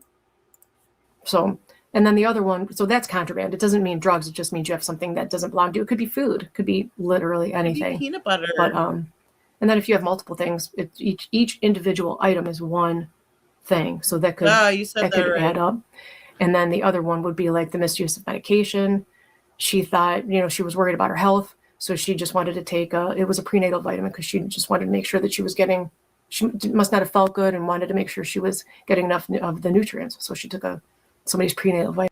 Oh, she must not have felt good. So you don't even know what really happened, but you're here to defend her. You're here to make up a story for her when you don't even know what really happened, right? Oh, she must have just felt like she needs Ensure. We need to get her a big pallet of Ensure because she's not healthy and getting proper nutrition in prison. Big fucking deal. When she did what she did, she took away from her own life too. And that's the, yes, she's still breathing, but she shouldn't be able to just go on her merry little way like you want her to be able to do. There's no way in hell that that's ever going to happen, Natalie. Denied. She'll be denied. And she's going to end up spending the rest of her life there because of her behavioral record. Mark my words. Enjoy the limelight while you can, because there's going to be someone else crazier than your little shit daughter coming around the corner quicker than you know. Amen. It's time for accountability if you want her to ever see the light of day again. Were some of the tickets, as reported, for sexually explicit video calls with an ex-inmate? Well, that I can't speak on. All I can say to that is she's in her early 20s. I don't know anything more about that, The only thing I can say is now that you know what the rules are, you got to follow the rules. That's the other thing I always tell my kids, like, no matter where you go in life, everybody has a different set of rules you have to follow. But she knew that she wasn't supposed to have the other person using their alarm clock. She knew that. She knew that was against the rules, and she did it anyway. She breaks the rules. And I love that too, Brad. That's funny. You know, Natalie, if you miss Mackenzie so much, go join her in prison. Boom. Right there. You know, that's just crazy. It's just crazy. And they are the little Regina Georges. Oh, you know, how the mom is. She's just like Regina George's mom. Just comes in here. Hi guys, you want some snacks? And they're like having sex in the bedroom. Like, really? Really? Oh, if you want some alcohol, you know, I'd rather you do it here. No. Your daughter breaks the rules because you condone her breaking the rules. You don't have any rules. Stop it. She wasn't even living with you. Rules at our house. Your 17-year-old daughter was selling herself on the internet. Selling herself on the internet. Whether she was doing that under your roof or someone else's, there's no reason your 17-year-old should be living with anybody else either, though. You have rules at your house. They have different rules. Like, wherever you go, those are the rules you have to follow. And sometimes, oh my God, really? Unfortunately, we don't know what the rules are until we do. And then when you do, then follow them.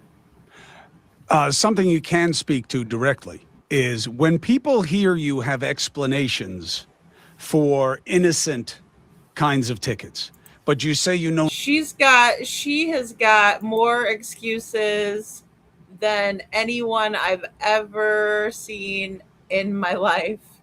She's got more excuses upon excuses, right? Even if they're blatantly in the wrong, she can't just say, yeah, that was inappropriate as hell. I don't know what she was thinking. I don't know why she did that. No, instead she's like, oh, I don't know. She's 26. So, you know how 26-year-olds can be. They like to have sex when they're in prison. You know, I don't know. Yeah, it's wild. Nothing about the kind of ticket that would inform people about the nature of her personality. It becomes suspicious of your credibility. Do you understand that? Imagine being able to build Brad, anything sorry. just by thinking about it. Imagine that we didn't have ads. Alrighty.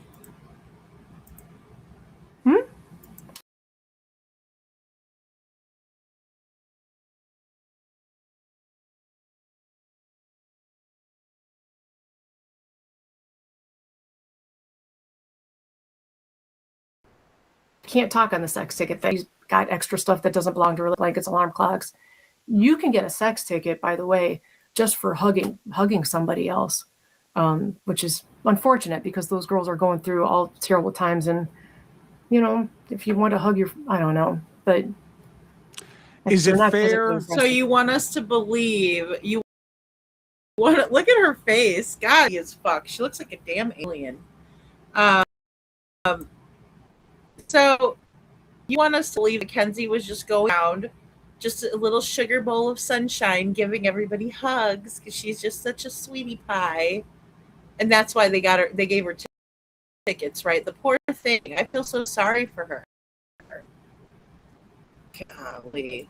Is it fair in your opinion? That is true. Prison. Yeah. By the way, they have very strict rules of fraternization. I'm sure. Which is a weird word to use because it comes from fraternity, which has to do with males, even though it's about females. But we have a very sexist culture.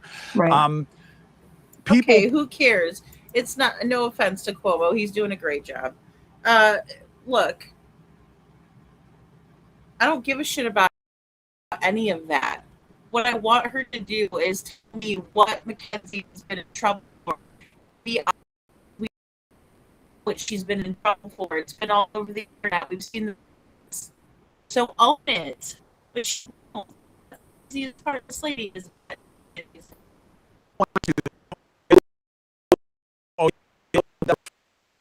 Is that fair? No, because what's saying she didn't right after the car accident. So the car accident was July 31st. Okay.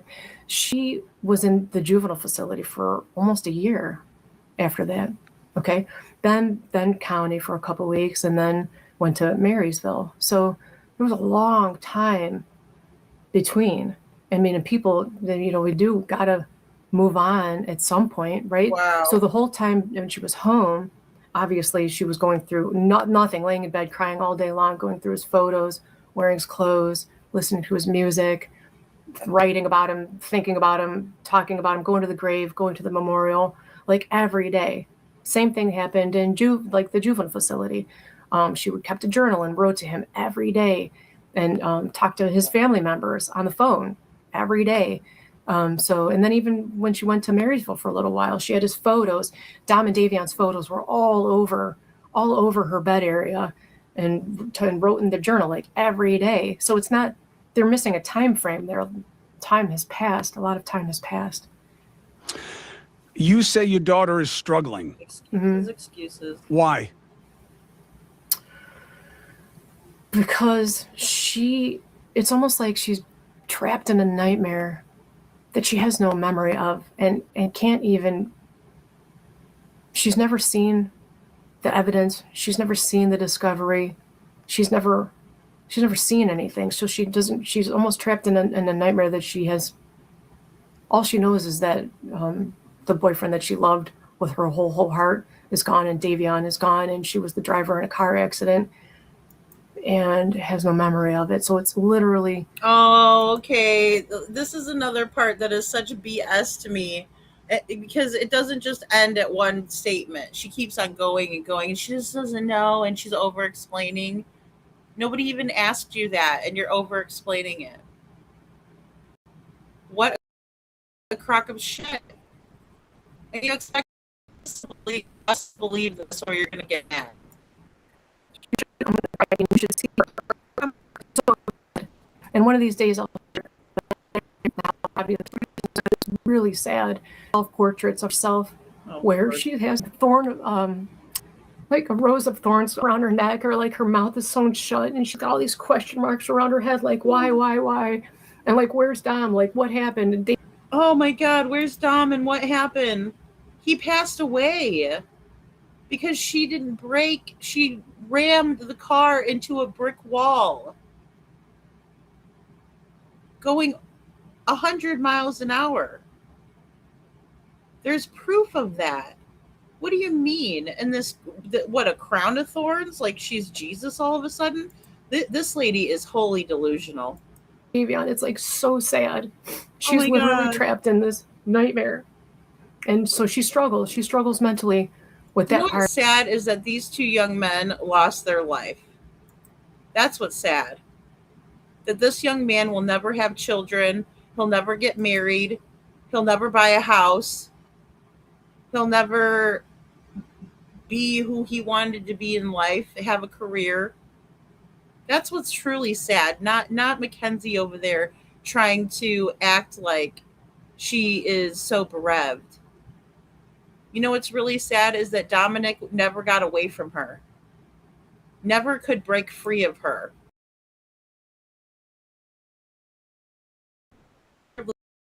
I think she had it great. I'm not saying she was, but you are. You're saying that, but I will never say that because I see the text messages. I saw the videos. Her saying she hates herself, yet she's blaming him and saying he wants to take her life. But yet she was the one that said that she wanted to take her own life. Unbelievable. Nobody believes you guys, and they're not going to. You're making things worse. And stop with the crap that it's so sad for Mackenzie. These two boys will never get married, never have kids.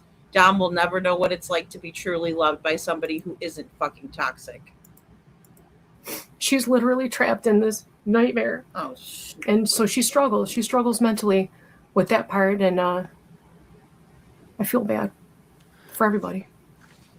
Feeling bad for everybody is a real emotional turmoil for your family. The media likes to use you as a point of conflict between the families, that that you don't like the other kids' families. You think that they have been unfair towards your daughter. How do you reconcile your feelings that she doesn't deserve to be where she is with feeling the way you say you do about the loss of those boys and the pain for their families? Oh my gosh. I wish nothing more than all of us to get together and just hug each other and go through this together and heal together. But the way that the story has been written and spread like crazy wildfire, I don't know if there's ever going to be an opportunity for them to even want to, which is so unfortunate because. When did you apologize to them ever? When has your daughter ever taken the time to rip a page out of that journal and send them a handwritten apology? You couldn't even apologize properly at the trial. You pointed at them and you got aggressive with them. And now you want them to hug you? Girl. It's just unfortunate. I know that this appeal process, for instance, is so hard. It's got to be so hard for them to watch because every time it's in the news, it's like, God, it's been constantly in the news for 4 years. And I know that when it is, it's got to be hard for them to see because it's like picking at a scab. I always say it's like picking at a scab that's never going to heal. Like it's never, ever had a chance to heal because it's so in the limelight. So I do feel bad for them because it's a constant reminder that their kids are gone. But I can't. I wish it was private. I wish we could fight this privately. But, yeah, I feel so bad for them. But I would like this to be private. I would like people to stop talking about it. I would like it if people would stop telling the truth.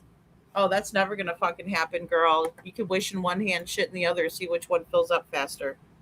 So that they don't have to see it because my heart breaks for them. It breaks for them. Nope. But I can also hope, privately, I hope that as this information comes out, that there might be a chance that they can see it wasn't intentional, and maybe it'll make them feel a little bit better knowing their boys were loved so much, and it wasn't this crazy intentional act that that they made it seem by this ridiculous story that's not true. The only ridiculous story that is not true is the one that you guys keep pushing about how Mackenzie didn't have any intent. It's all documented through the black box. Everybody can see it. Everybody can see it.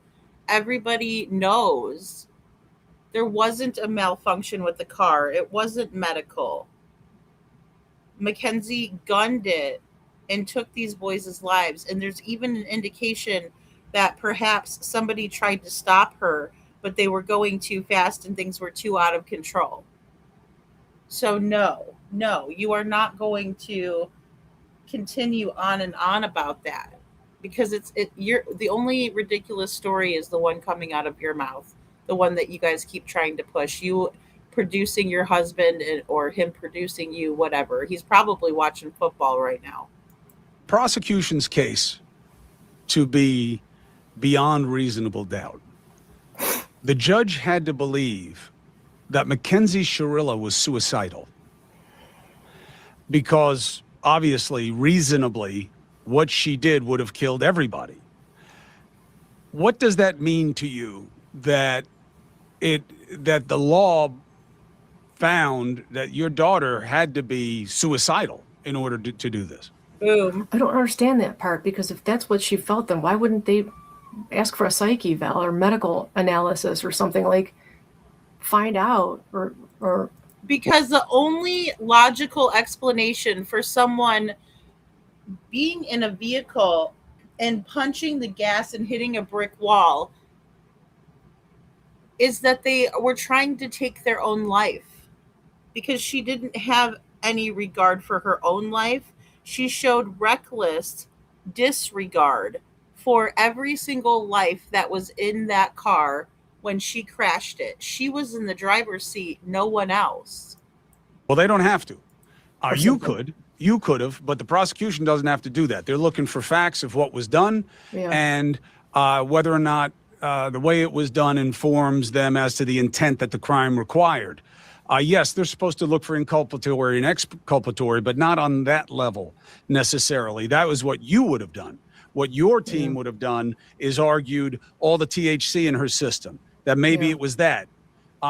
She doesn't remember. It's a very bad fact for your daughter in this situation, because even when you say something like there were 3 people in that car, anything could have happened.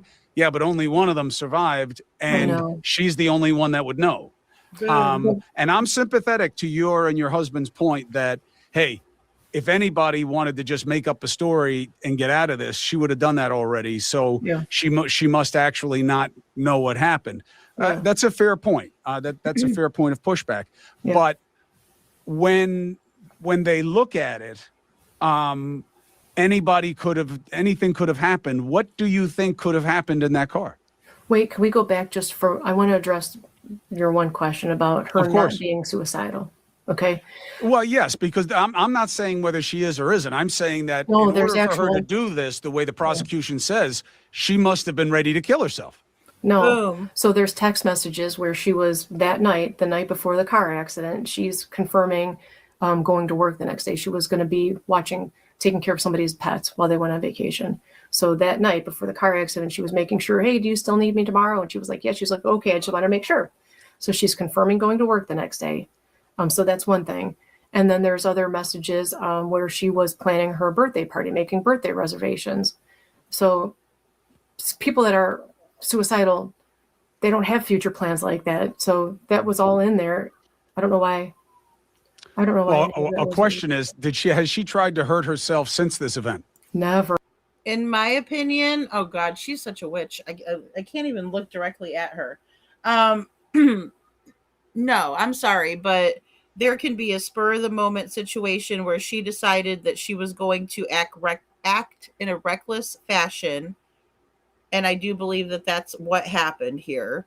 And she decided that she was so mad that she was going to hurt everybody around her. And she didn't give a shit about whether she was going to hurt herself or not. She didn't think it through. She acted. So stop pretending like this was some sort of an accident. It was absolutely intentional. The only reason why you guys are so focused on intent is because you think you're going to be able to fool a judge or a jury, and you're not. Never, never, never, never. She loves life and herself and loves her family way too much. Take accountability. Never, ever. I know this Look at Super Dad over here. Oh, Super Steve, Super Dad. I don't think so. is going to be an annoying way for me to describe this, but I've always felt that this was one of the biggest reasons I would have wanted a jury trial. Look, I get that counsel could have been worried that there was too much propaganda out there. And I think they put way too much emphasis and give way too much to that, because I'm here to tell you, I don't think she would have been able to fool the jury no how. Then what would her excuse be? Oh, I should have had a bench trial. I knew that jury was going to be corrupt. No. Anybody in their right mind could take a look at the data, and they did extensive data research on that vehicle to make sure that there wasn't any type of malfunction or anything like that. They did that so that you would have a fair trial, so that everybody, or the judge, excuse me, since it was a bench trial, could weigh all of the evidence that was available, and everything came back to that this was intentional on your part, on your daughter's part, excuse me. And that everybody was going to hate her, and she wasn't going to testify, and it was going to be too tough. And they were better off with a jury, with a judge who could be more dispassionate and focus on the law, and that they didn't make a case for intent. I get it. However, this one question, she had to have wanted to kill herself, because reasonably what she did should have killed everybody in the car. Right. So she must have been suicidal. Okay.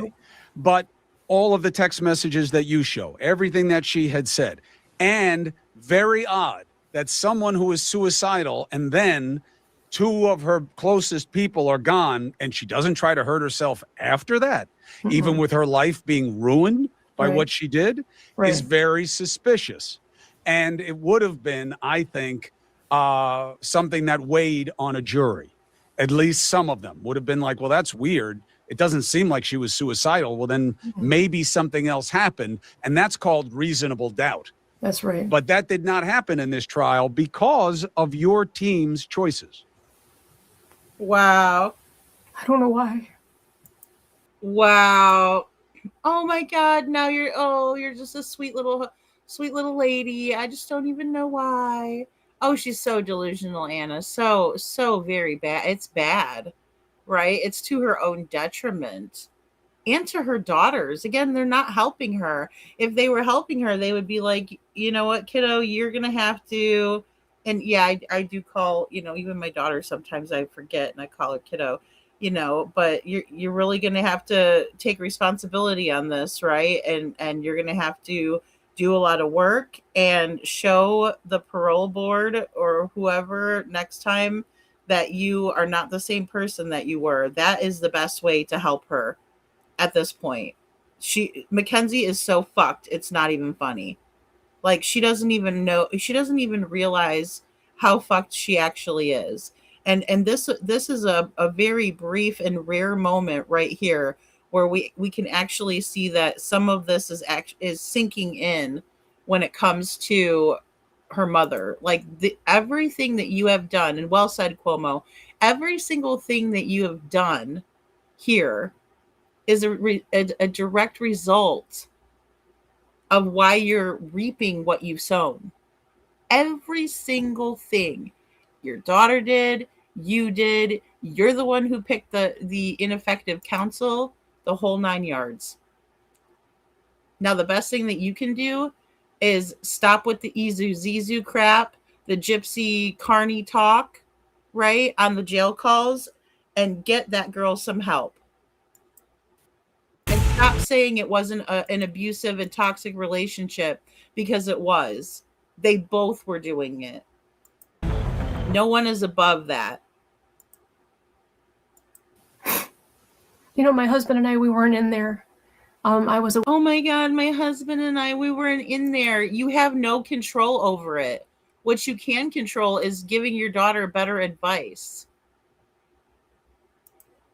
witness, and he was a potential witness, so we were not allowed in there to hear what he was saying or not saying or doing or not doing or presenting. So she only had one day for her defense, and then it was over. And then the things I found out after the trial, I don't know what happened. Something's wrong somewhere. I don't know. I don't understand a lot. What is the plan going forward? I'm finding that this appellate process is being stuck in quicksand. During this process, I've talked to many different appellate attorneys, and they've all said, we've lost our way. Our country's lost our way. Our appellate process has gone from really caring about doing what's right and more about procedural errors. So I have no choice but to be guided by hope that that somebody somewhere will be able to look at this critically and see in black and white that there was no proof of intent and things that were not presented in the trial that could have proven that. I'm just guided by hope. I'm just going to keep going. And I am. The proof is that she didn't even tap the brake.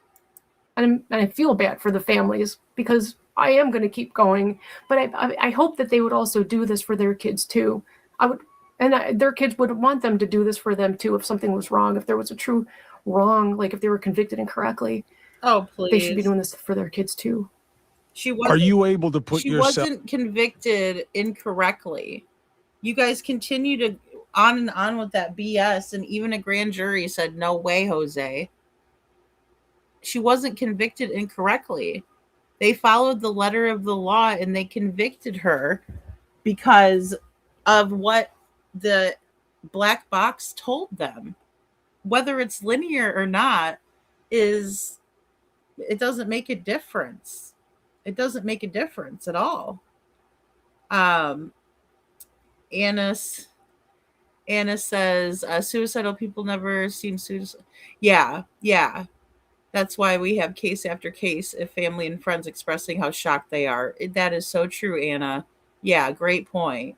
If it was easy to see the signs, we wouldn't have so many of those types of situations where people take their lives, right? Yeah, and borderlines do threaten to take their own lives very, very frequently, KJ Mack. You got it, girl.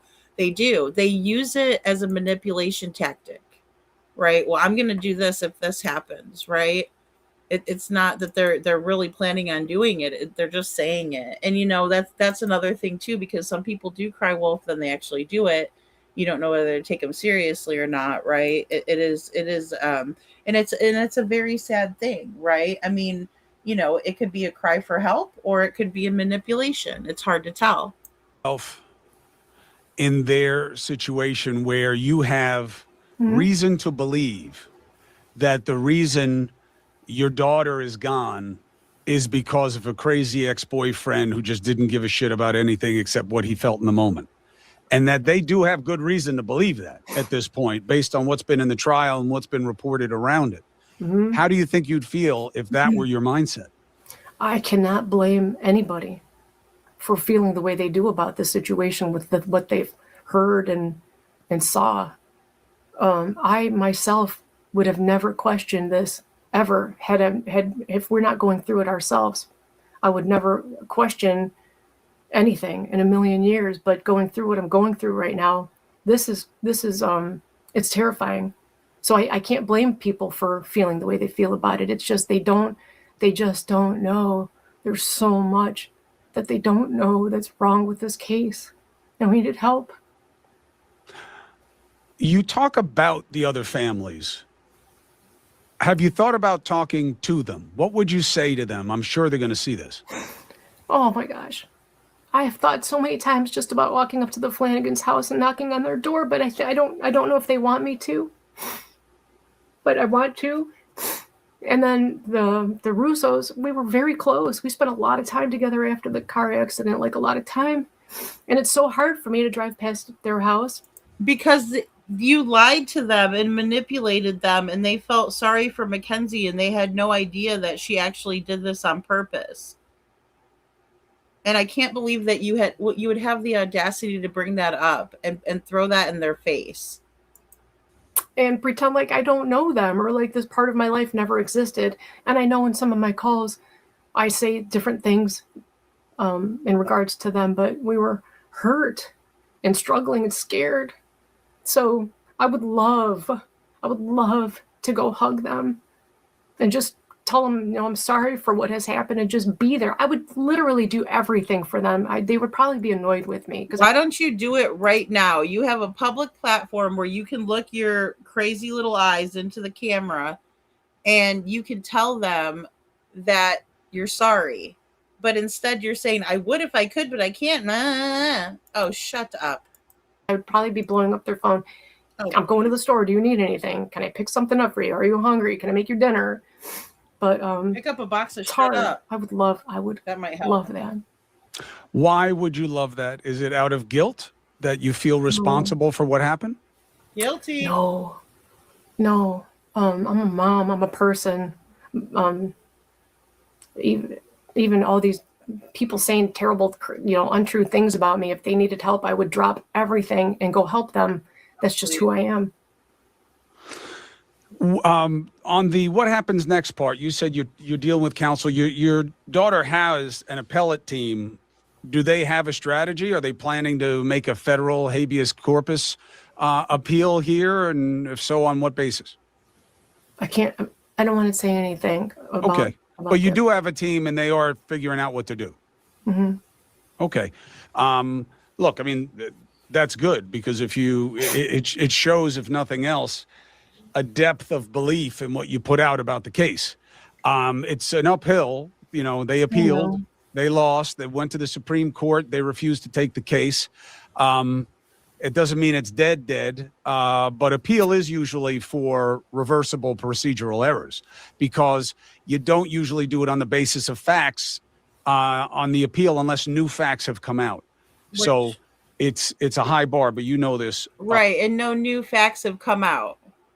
You can create new lies and tell people new shit all day long, but that doesn't make it a fact. That would entitle your daughter to have a brand new trial. There were no procedural errors. Thank God for that. From talking to counsel, when people see this, well, go ahead. Do you have a comment on what I just said? I do. I'm learning. I have no idea about the legal world, Mm-hmm. the criminal world. I don't want anything to do with any. This like terrifying and scary for me. Like we've never had any trouble with the law. I don't know these terms. That's why we were leaning on our lawyer so heavily. But there's something. There's just preponderance of A preponderance of evidence. Whoops, sorry guys.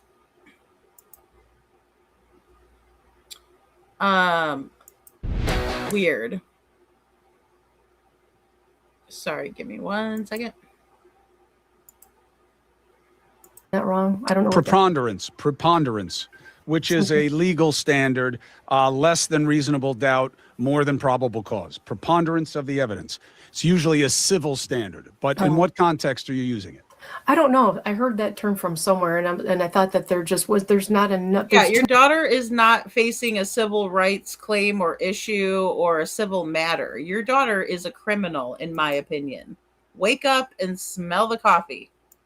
Too much reasonable doubt, and there's not enough proof of intent. I don't know if somebody says. Well, look, I mean, again, a fact question is rarely reviewed by the appellate judge unless there's new information. Right. Especially when the trier of fact here, the judge, is also the jury, which is also making the ruling in the bench trial. They're given a lot of sway. So look, it's difficult, but there is a review standard that you're talking about right now, and that certainly seems to be the most likely avenue. Let me ask you, if that doesn't work, how do you prepare yourself for what this is in terms of being the mother to Mackenzie Sharilla, how long she'll be in there, what that'll be like, what it means for your life? How much thought do you give to that? So Mackenzie and I would talk about it all the time. She knows that with even what's happened to her and the other families, and she's alive, which she struggled with. She had survivor's guilt pretty hard. Like, why am I healing so fast? Why can I walk? Why is this? Why can I do this? She was struggling with that a lot. But she knows she's blessed. She knows she's blessed and has a lot to be thankful for because she is alive, and she knows that she's gonna be. We're gonna get through this. We will get through this. We've gotten through every bad day to this point, and we'll get through every bad day until it's over. Like I keep telling her, I said, Kenzie, there's a sentence. Everything's going to be okay in the end. And if it's not okay, it just means it's not the end, but it's going to be okay. And we're going to get through this. We'll be okay. We'll be okay. How hard is it for you to believe that? My family is very close. We're very close and very, very strong and very connected. And none of us will ever not leave anybody behind, and we're going to make sure that we're okay. So we'll be okay. We'll be okay. And we'll make sure that we're okay. The effort or lack of effort that has been done so far, trying to refresh recollection, trying to see if with time and different types of treatment there can be recall of the events of that night. Have you done anything to pursue that avenue of treatment? I don't know if I can. So before she was arrested, she wanted to go get hypnotized to try to remember what happened. So when you're in a car accident like that and you have a real traumatic head injury, especially if it was that fast, sometimes your brain doesn't process the memory into like a core memory type situation. Sometimes there's literally nothing there. So she wanted to go and get hypnotized before she was arrested. And now she still does. She still talks about it all the time. I don't know. I don't even know if they can. And who's they? Anybody that's imprisoned. I don't know if they can. Oh, you mean you don't know if someone? Of course you can. Because you can do it. A lot of hypnotists work remotely. It would be a Zoom call like this. My only concern is, and I don't care because I know she didn't do it on purpose. Oh, yeah. You know what? If she can talk to all these dudes, right? She can talk to all these dudes from prison. Pretty sure she could talk to a hypnotist. She's got time for that, though, doesn't she? Because you're okay with that. Something tells me you were okay with it when she was doing it. Well, she was 17, too, underage. I would want to be there for her. Especially the way that you have treated the situation. But now you're saying, oh, she wants to be hypnotized, and now all of a sudden you don't because you're scared. You're scared for the truth to come out. You are so transparent. Her because why don't you just be quiet? When she has a memory of that happening to Dom and Davion, that's gonna struggle. She's gonna struggle with that, and I won't be able to be there to hold her hand or like hold her. So I would need to know that she was in a safe place to scream. Or, please. Like we were just talking, we just found out new information that I thought that she was found with her head under the dashboard, but I thought that she was found under the dashboard on the driver's side. So we just learned, because remember, I'm learning that I haven't seen a lot either. So I'm kind of learning new things as other people are too. We recently learned that she was found under the dashboard on the driver's side. When she heard that, she was like, oh my God, I was laying on Dom for 45 minutes and just started crying. So she wants to be hypnotized, but I need somebody to be there that so she's safe to scream, feel when she finds out anything. So it's like scary for me. Oh, really? It's so scary for you. She might die from screaming out loud? Really? I've never heard of anybody, dying from screaming. Are you afraid she's going to have a POTS episode and somebody might hold her upright? Come on. What a crock of shit. Well, I mean, I understand your concern for what she would realize, but you do realize that it's the only thing that can really change the fact basis of what is understood right now. And it is one of the most compelling points of prejudice against her, that there is a convenience to this amnesia, that the one thing that you need to know, you don't know. And I understand the counter. I understand it. And it's compelling, which is, why wouldn't she make up a story? Why wouldn't she say Dom did it, or Davion did it, or we all did it, or this is what happened, or I had an episode? She would say something because it would only help her. And she didn't.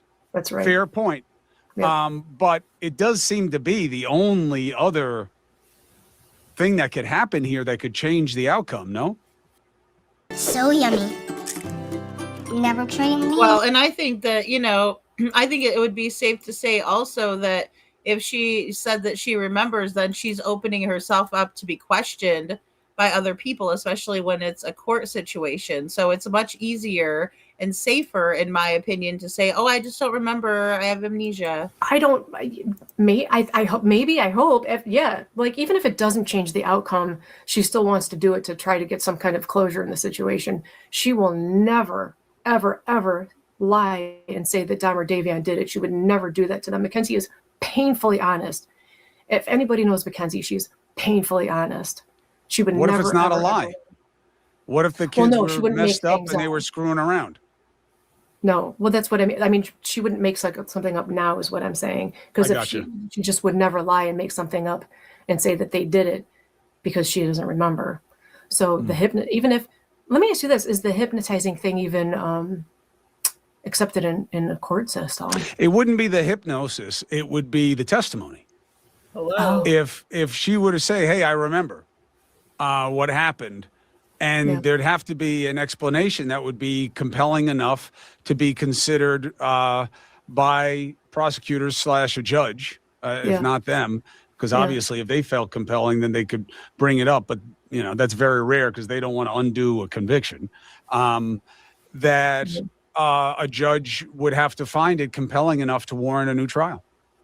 Yeah, well, even if it has no bearing in the legal system, she has always, all this time, wants to get hypnotized. That's been a common thing, even after, like directly after the car accident, she was talking about being hypnotized. So even if it has no legal bearing, she's always wanted to do that just for closure, to find out what happened. I'll check your state right now to make sure I'm right. Okay.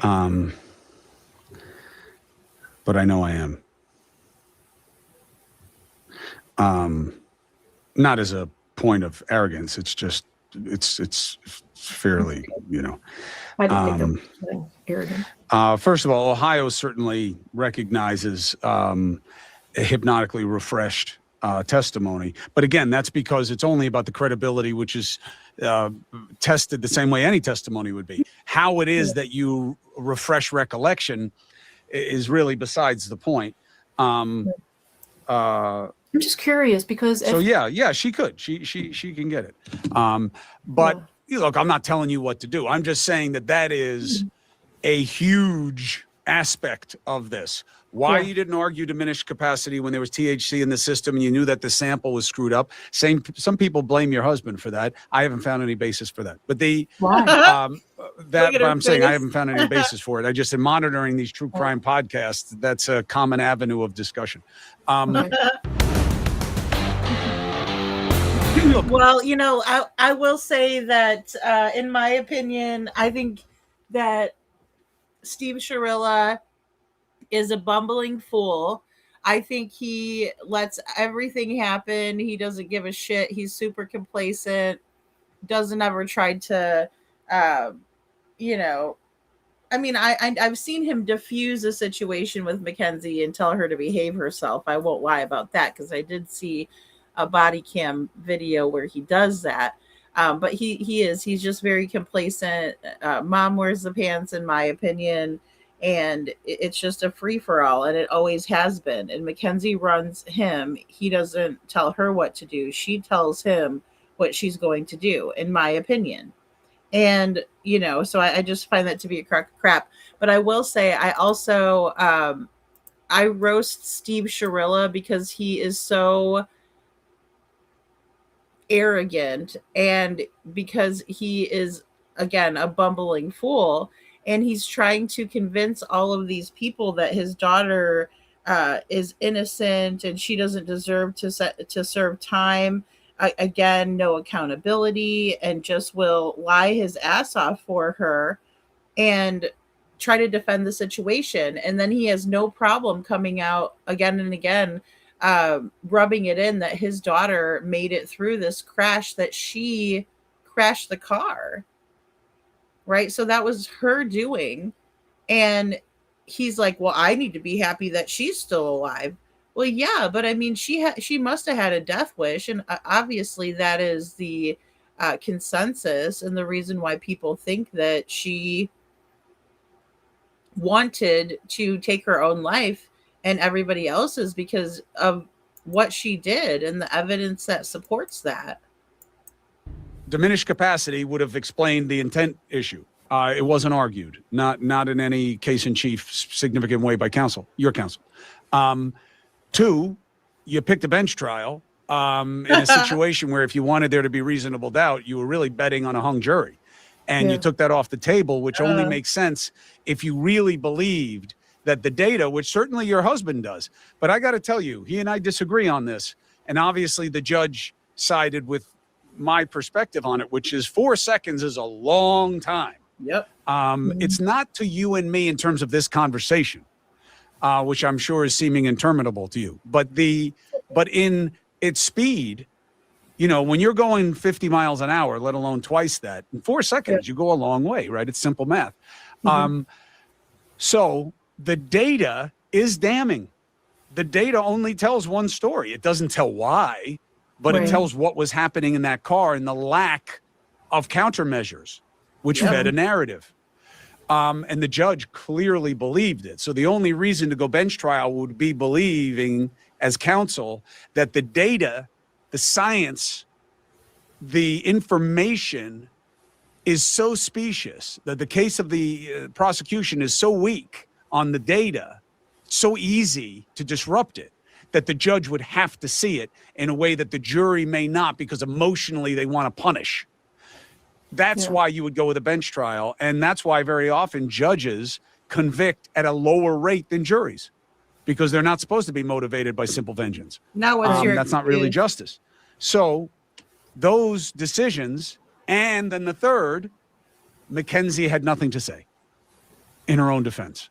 Not that she had to, but in a case like this where people want to know why did it happen, and you're the only one that could know, when you don't testify, that becomes an assumption that can easily work against you, and clearly did here. Boom. Yeah, that is absolutely true. In my opinion, he just broke it down for her and he just told her like it is. Right? He's not trying to be mean. He's just trying to tell her this is why. And he's telling her that, it wasn't completely a bad decision, which I mean, I would have to say I'm sure there are circumstances where a judge has convicted. He's saying that the rates are lower. I don't know. I didn't do my own research on that. I got to take his word for it. But he's trying to explain to her that it's not that bad. But everything and all of the factors that need to be considered here is how the trial went as a whole, and the fact that again, your daughter is saying I don't remember and can't give any type of insight or reasoning and didn't take the stand in her own defense. That was another thing, in my opinion, that really screwed her over. And I think that's a great point. I'm glad that he decided to break that down for her, because she's still not going to get it, but maybe she might watch it back and get a little bit more of an understanding. I mean, look, she's like, "Oh, really? Duh." Yeah. Yeah. Well, a couple things. The THC thing, I found that interesting too. And in the discovery, the detective in one of the police, that was the other thing. I didn't even hear these police interviews until 6 months after she was convicted. Crime Circus posted all these police body cam videos that we had never seen before. And there's a lot of information in there that puts a lot of answers to questions. If you think that your daughter is wrongfully accused, wouldn't you go retrieve that information yourself? He probably just got a FOIA request put in and grabbed it, just like Plunder does. Plunder True Crime has a bunch of the body cam from different incidents with Mackenzie. So if you were so hell-bent that she's innocent and that you need to prove it, why wouldn't you be gathering that information and intel for yourself? I mean, again, you can't be pointing the finger at everybody else when you're not doing what right by her either. People have. And then you can hear how screwed up things that were said in the trial are, because where were these police interviews? I never saw these before. Did my lawyer see them? Like, I don't know. There's a lot of information in here. So in the police interviews, the detective says, we could have charged her with an OVI, but we wanted to go with a higher felony or something like that. Yeah, like, he did. They want the highest value crime. Well, how can why? you do that? If somebody's over the limit, they're over the limit. If you believe that the diminished capacity, which is what we call that, THC, alcohol, doesn't matter what the substance is if it intoxicates, but that intent was more than that. For instance, if I say, I'll make it very simple. If I say, that's it, Natalie, I'm mad at you, I'm going to eat your sandwich. And it turns out that I was really drunk when I said it, but all of my actions show that I had every intent to eat that sandwich. Then it becomes something that within the law, you can argue, okay, yeah, they were drunk, but this happens anyway. Well, whether Chris, they're drunk would or you have not. eaten my sandwich if you weren't drunk? That's what you would argue, that if you weren't drunk, you wouldn't have wanted the sandwich. But you didn't argue that. Your lawyer did not argue that. You see what I'm saying? That's my point. Why? That's something for you to ask him. He does not. He has not returned any of my messages. I'm happy to talk to him about it. I'm happy to talk to her friends who want us to understand that night or that relationship or that person differently. I'm here for it, because again, the point of telling the untold story in these is to disrupt narrative, to help people understand the texture and the complexity of these stories, especially when there's such a big question mark. I don't believe we know why this happened. We know who did it. We know the general circumstances. We know there's criminal responsibility, but why is very important. I agree with that. And we do not know. That does make sense to me, like with this trial. I agree with that. And I think that was really well said on his part, because when we have a deeper understanding of a situation, we can connect the dots more easily and effectively, right, to get the full picture.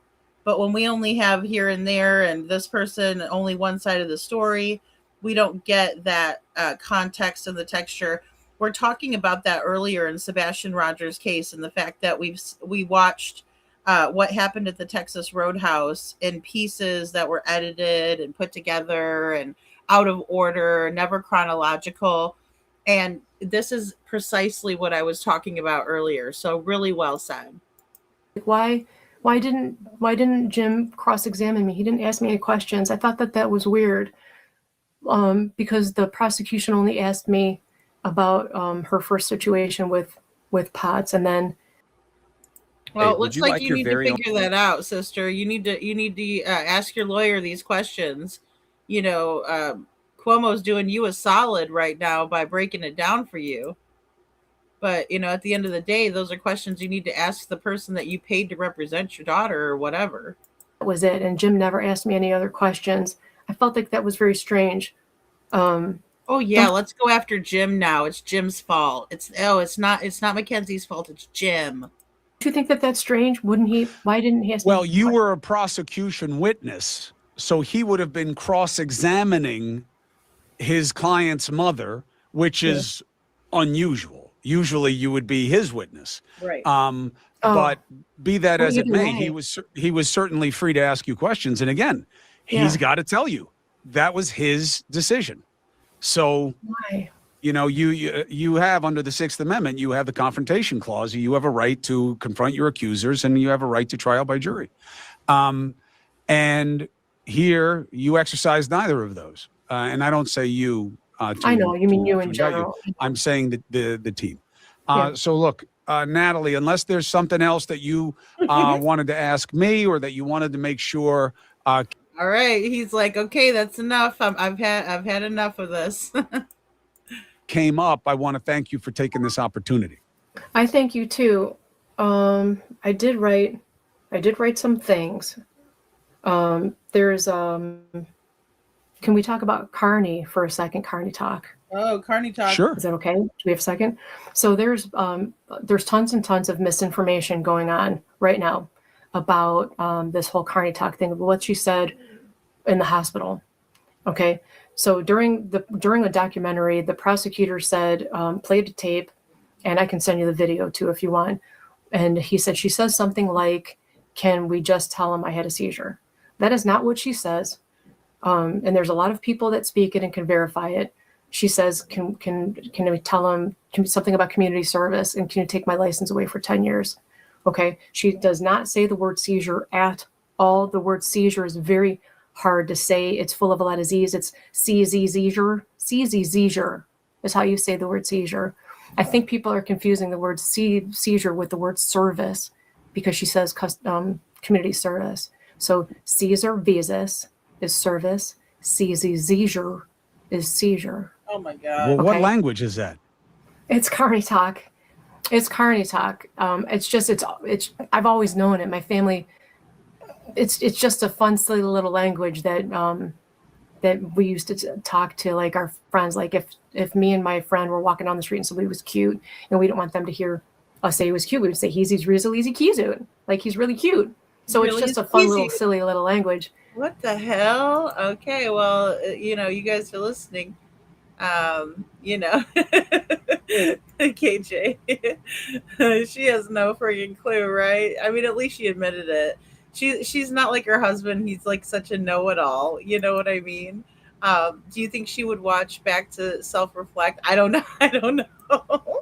I don't know, KJ Mac. I would recommend it, because I think it will help her. Like, especially because he's not being an asshole to her. He's trying to explain things to her and, you know, break it down so she gets, you know, because I think he does seem to feel sorry for the fact that she's very ignorant. And so in that is a lot of frustration, right? You can see a lot of the frustration because she clearly wants to get her daughter out of jail, and that's her main goal, or excuse me, prison. That's her main goal, and smooth everything over. But she's so angry because she has no idea what she's doing. She's just, you know, going through the motions and stuff. So I think she would only well, she would only to find better ways to get what she wants for for special snowflake. I think you're right on that too. I think she would absolutely watch back to see what she could say better, right? And write it down. Her and her husband, they're both trying to figure out how they can convince us all of their lies. Kind of like the Proud Feats. The intent was there for a long time. Boyfriend was afraid of her. I agree. Crazy Bird. Yeah. And don't get me wrong, there were some, big time. There was a lot of times, right, where, she wasn't being treated very nicely by him. He said some stuff to her, right? But in the same way, she was the main aggressor. At the end of the day, most definitely the main aggressor. The substances don't matter when you see intent and the result, right? The substances become just another step on the way, right? And I agree with that too. That's really well said. She's just not getting it right. But she's like, yeah, but if you weren't drunk, would you eat the sandwich? Well, probably not, right? He's acting out of character, but you have to know what to argue of, and how to say things also. So yeah, she wanted to be cross-examined and still isn't satisfied. It's the lawyer's prerogative to execute their strategy. Boom. Well said, KJ Mack. Exactly. Well, Pig Latin is a little bit different. Like, they say instead of the Izus Izus or whatever the frig she's saying, um, instead you would be like, Uye would be you, right? Y at the end with the yay. Start with the first vowel, Uye, Ouyay, right? And that's how you do that. You could do that to any word you want, and before you know it, you're speaking Pig Latin.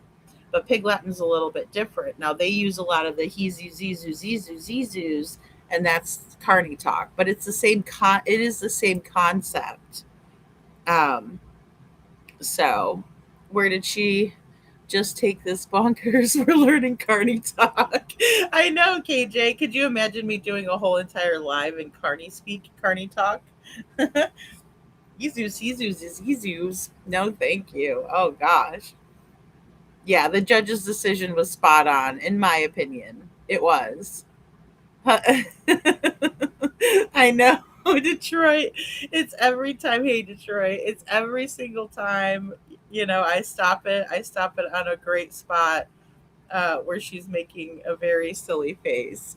But her face is scary. She scares me. This one, she's a lot of evil. Got a lot of evil going on. But when the detective came in and it's not sneaky. Like there's nothing sneaky. That would be like saying people that are bilingual and speak Spanish or French or German are being sneaky when they're speaking in their different language. There's nothing sneaky about it.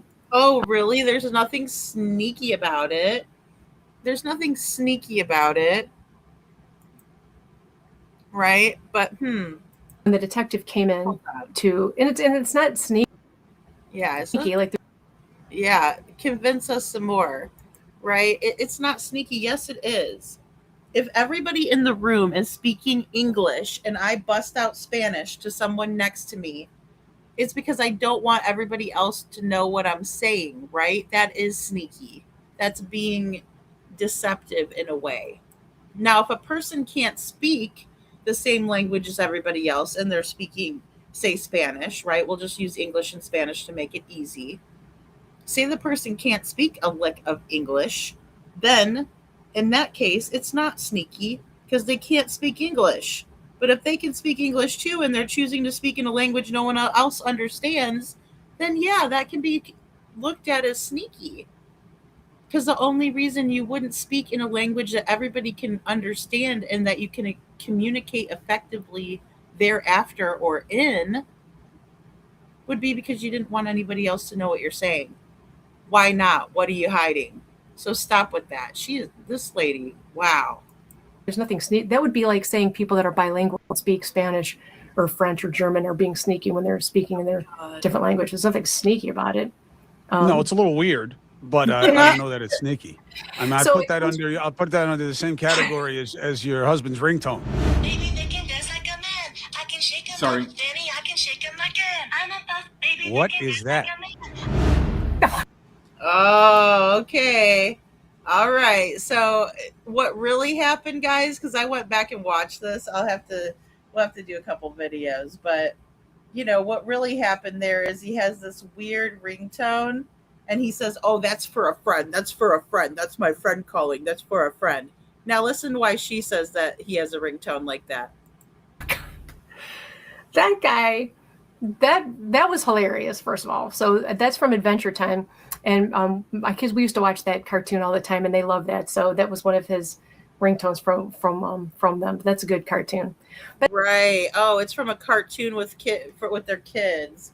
It's because he loves his kids so much. He's such a good dad to have such a weirdo ringtone. That's not what he said. He said that was one of his friends. That was that he put that on there for one of his friends or because of one of his friends.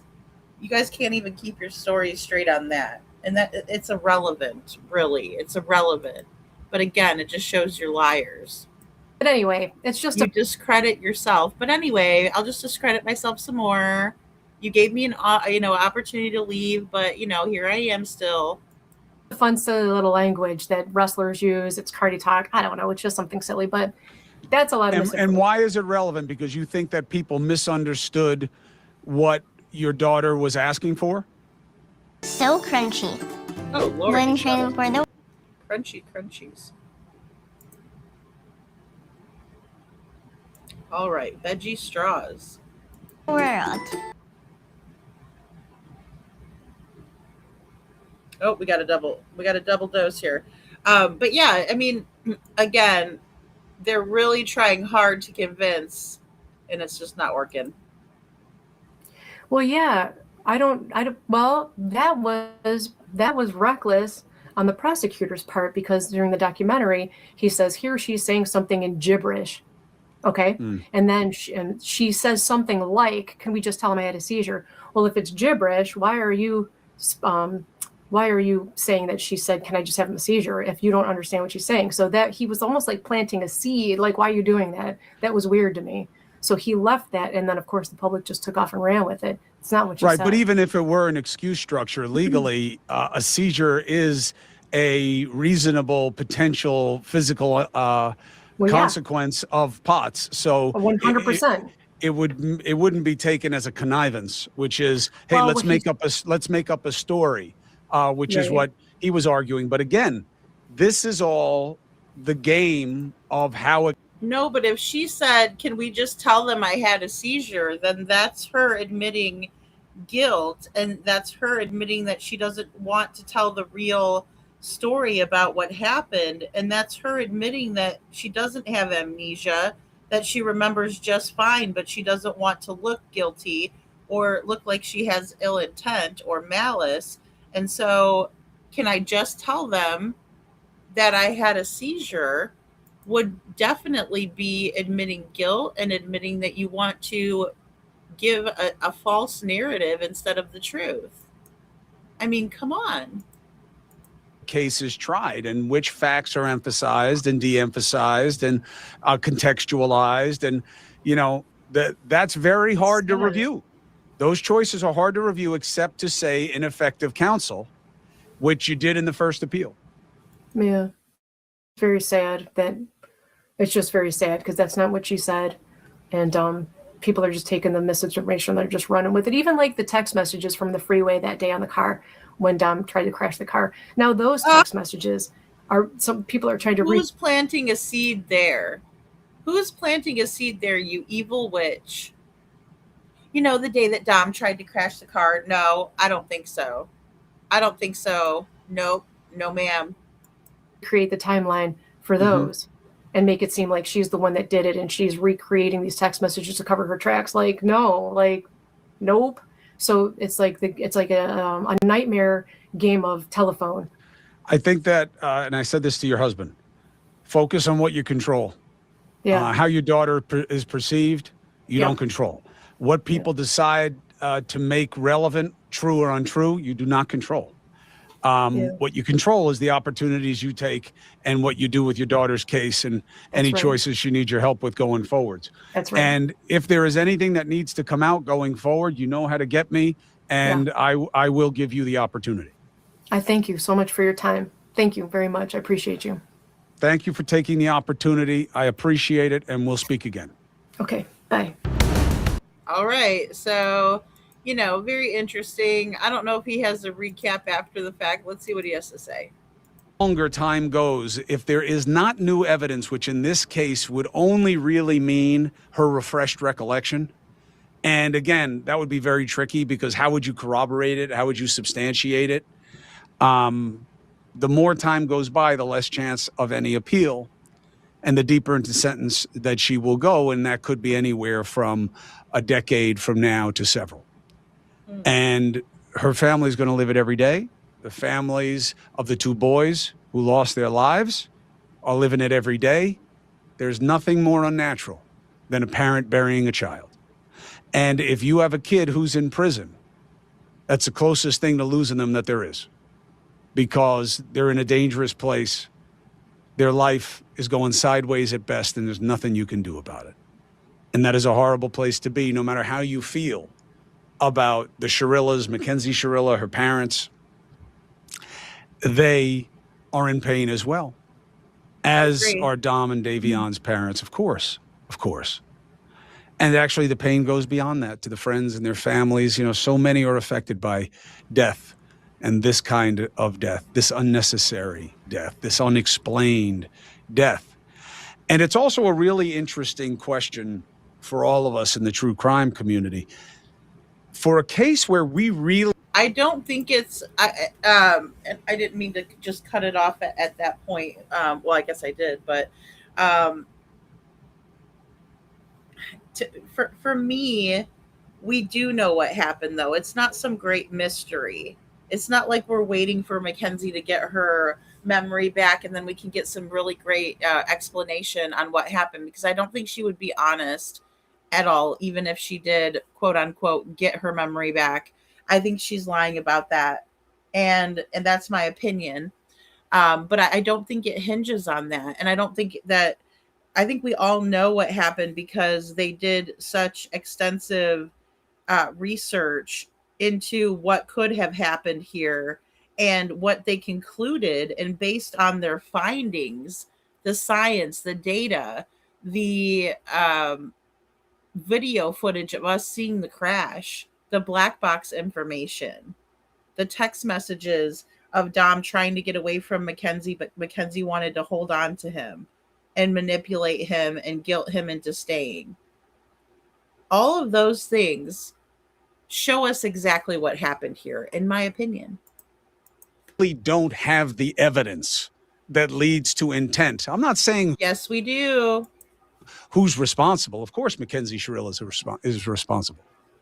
And I'll point out for you in this interview what legal decisions made by her team helped create the verdict that came down. But for all the speculation and all the noise, there is very little signal on the Shirilla case about what actually motivated what happened that night. Until now, I think you will understand better because of what Natalie Shirilla tells you. If only about the pots. And again, I've seen the documentation. There's no question that the kid was diagnosed with this before the trial, and that's all well and good. And I'm not disputing the fact that she has POTS.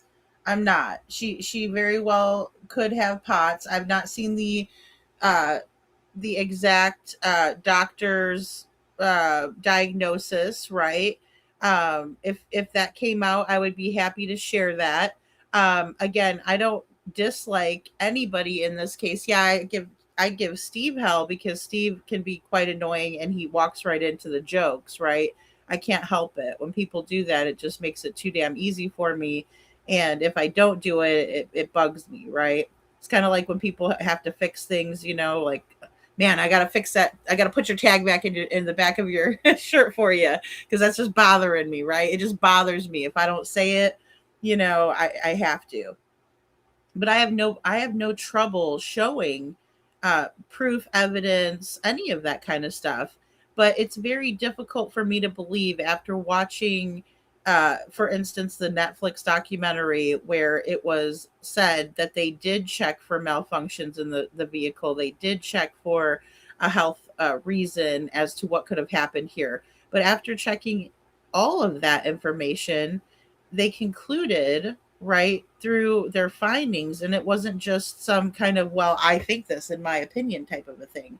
They have hardcore proof and evidence that she did not try to stop the vehicle. She continued to punch the gas until she couldn't anymore.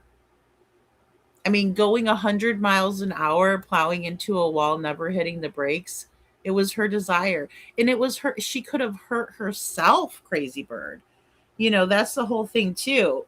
She didn't give a crap about anybody. She was in a fit of rage for whatever reason. And I think the sooner that we can get to the bottom of that, we might have a deeper understanding as to why she chose to do this. But it is never going to not be a choice, in my opinion. I don't believe that Potts had anything to do with this. I'm not disputing the fact that she has been diagnosed with POTS. What I'm disputing is that Potts was the reason that she was flying down the road like she was and took the lives of her friend and her boyfriend. And she could have hurt herself, or she could have hurt someone else. I think about the mom who's, got to work early and is taking the kids to the sitter, right, at 5:30 in the morning. And then boom, they get hit. She is very reckless. And then on top of that, had I never heard her own words and her own statements in these jail calls, I might have a little bit more sympathy or empathy for her situation.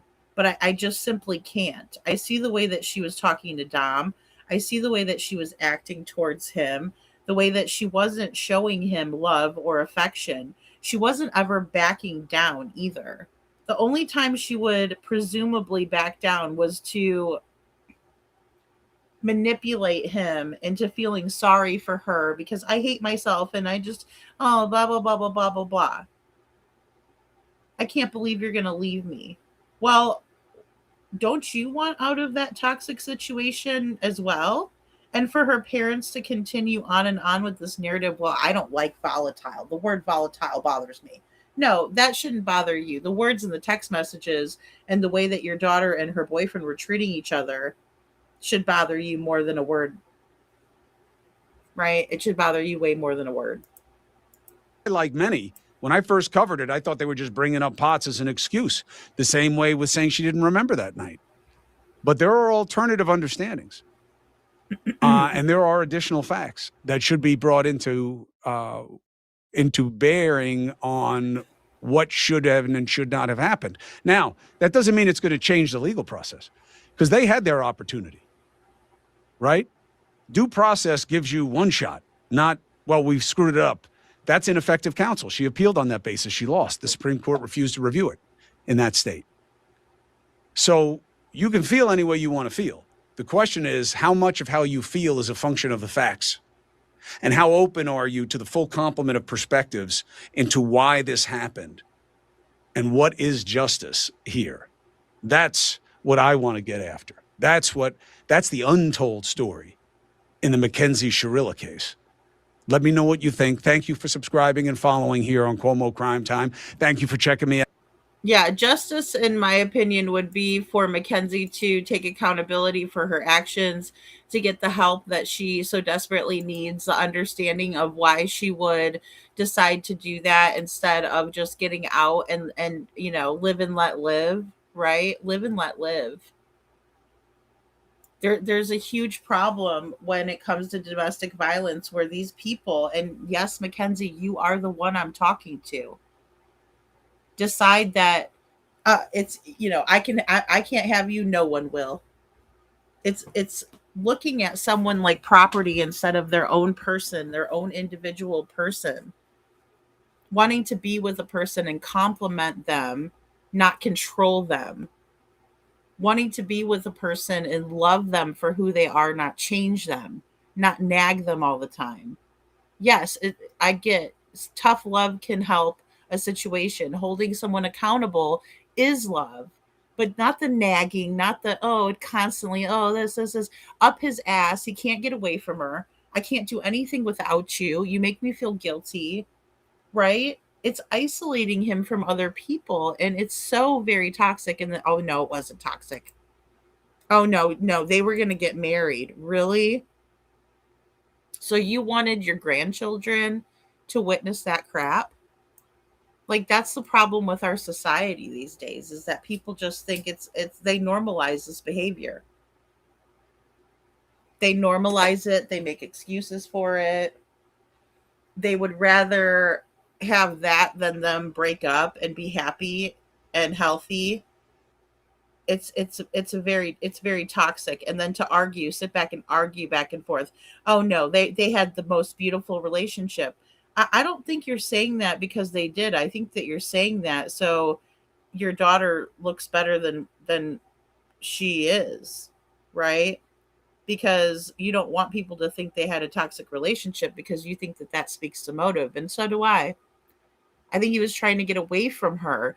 And in domestic violence situations, when the abused or the victim is trying to get away from the relationship, it is the most dangerous.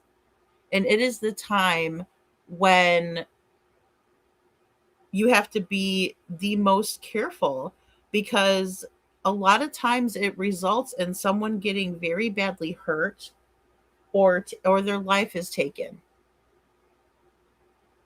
It's, we've seen it a million times. I watched a documentary about a lady who had gasoline thrown in her face by her ex because he didn't want anybody else to look at her. He didn't want anybody else to think that she was pretty. That's what it comes down to. This toxic, jealous, nasty crap. And now she is scarred for life because and it's because he, oh no, I don't want anybody else to look at you. I don't want anybody else to be with you. Right? If I can't have you, no one will.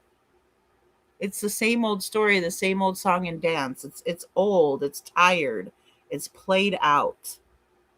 But yet here we are with these young kids in this relationship and the adults, excuse me, and the adults in the situation just can't seem to grasp the concept that this is not normal, that it's not healthy, and that it is absolutely the number one, if not the only contributing factor to what happened here. It wasn't pots, it wasn't pot, it wasn't love, that's for sure. Abuse is not love. It disguises itself as love, but it's not. It's anything but. It is about power and control. Love has nothing to do with it. Not a damn thing to do with it. And I think it's sad that you saw that lady too, Crazy Bird. I think it's sad that instead of taking this opportunity for Mackenzie to go out there and make a difference and admit what she's done and say, you know what? I lost my fucking shit. I lost it. I was so angry. I was so clouded. My judgment was so off that I decided that I didn't want to live and nobody else was going to either. And she could make a big impact on other people if she would tell her story from a place of authenticity and be genuine about it and be real. But instead she wants to push this shit that everything was perfect and her parents are right there with her doing it. And it was far from perfect. It was absolutely unhealthy. And as a direct result, 2 young men lost their lives. And Davion wasn't in the relationship. He is absolutely collateral damage. But she'll never see it. She will never see it because her parents are not going to help her see it. Obviously, the jail's not doing much to help her. They never do. Oh, here's some coloring books. No. Coffee Crime and Cat says they were together way too early. They didn't even have the mental maturity to develop healthy relationships yet. Her parents are not blameless in this. Boom, Coffee Crime Cats. That's such a good point. And I agree.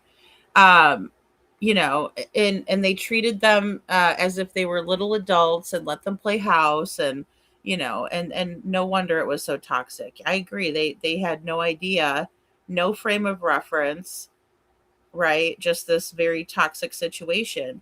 And if Mackenzie's mother was so entwined in helping them with their relationships, then why weren't they in a healthy spot? If she was always there helping them navigate the situations, then why are they where they are right now? She should be blaming herself. But we'll never see that. They're going to blame everybody else. And that's right. That's right, KJ Mack. Anyone who wants to control you at all in any form is a danger to you. At a minimum, they are stealing your free agency, growth, and self determination. Run from them and never look back. Right, because it's not love. It is not love. They're not doing it out of a place of love, even if they tell you all day they are. Well, I care about you. That's why I'm doing this. No, that's not true care. That's not love, right? You're not allowing that person to be the person that they want to be. And it's super controlling, you know? Yeah, I think they were talking about reckless, or excuse me, vehicular homicide is what they thought that she should have got. Excuse me, involuntary manslaughter is what they were thinking that that's what her parents were pushing for, I believe. And if I misspoke on that, I apologize, because I'm not 100% on that.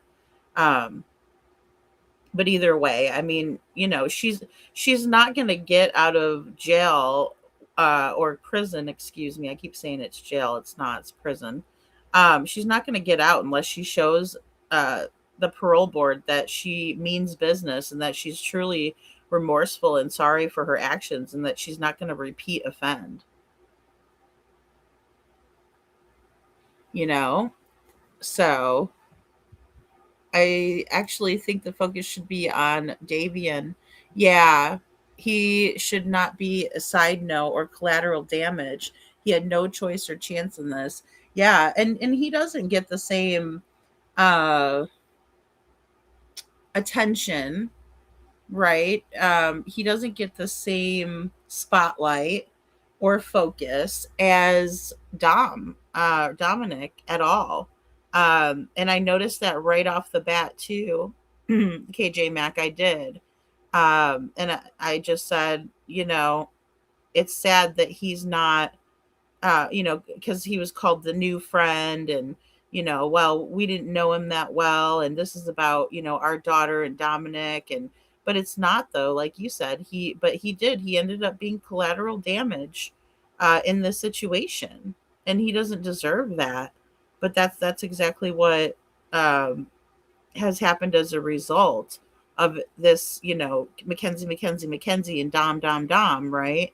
And their text messages and their relationship. And, but in the same way, it goes to show that if you're friends in a toxic relationship, you can be part of the end result, and it's not even your relationship, right? It's a dangerous, seriously dangerous and toxic place to be around.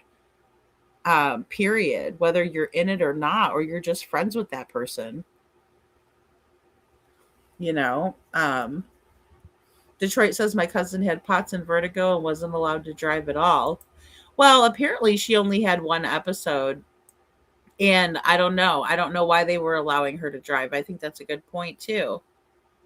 So I think that's it, Lady Freedom. I was getting the two blended. Okay, yeah, me too. I did also. My PTSD, I did too. I got them I was like, wait a minute, which one were they trying to push for? Yeah. So, oh my goodness. But I appreciate you guys going over this with me, because again, I do want to highlight the victims, and I also want it to be where there's a deeper understanding that this happens to boys too, or men, or just the fact that if you see yourself in this kind of relationship, um, know that it's not a healthy place to be, and you don't have to live that way. That's the biggest takeaway, especially for these young people who have their whole lives ahead of themselves. Don't throw your life away for a boy, and don't throw your life away for a girl, right?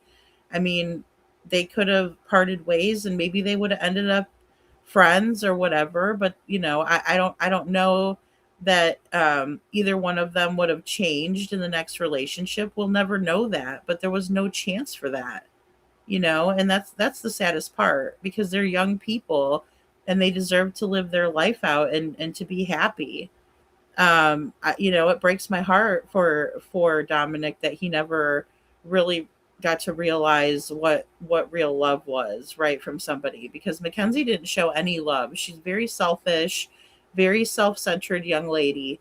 And it shows through. That's not me being mean or judgmental. That's from what we see in the text. She never backed down. He was always the one that was, you know, with the flow, going along with it. He would say some things from time to time, but can you blame him? I can't. I certainly can't. And then there also is reactive abuse, and that's another very scary and toxic part of everything, right? Because even if you're not the one that's toxic or the one that's being hurtful or hateful, you can become that person because of the fact that you've taken it for so long and you can't take it anymore, and you're standing up for yourself, but you're also not doing the right thing, right? The best thing is to get out of that relationship. As hard as it is, make a plan, and I think that's the biggest takeaway. Not that people should still stay together and work things out. Working things out takes time, effort, energy, counseling, professionals where they can help you find the skills to cope and, fight fair and, have a productive conversation or disagreement instead of arguing, fighting, and threatening and calling names. Like, all of that is not good, right? And it's easy to engage in that behavior when you're dealing with a toxic person. You yourself catch the fleas from the narcissist, even if you're not a narcissist. Sometimes it's a if you can't beat them, join them kind of a thing. I know. I mean, I wouldn't want my daughter in this situation. I wouldn't want my son in this situation. And I know that it escalates quickly. And I know a lot of this stuff happens behind closed doors and we don't know everything, every single thing that went on. But I think that the text messages were a very strong indication, and can really help us understand it better if we take the time to do that.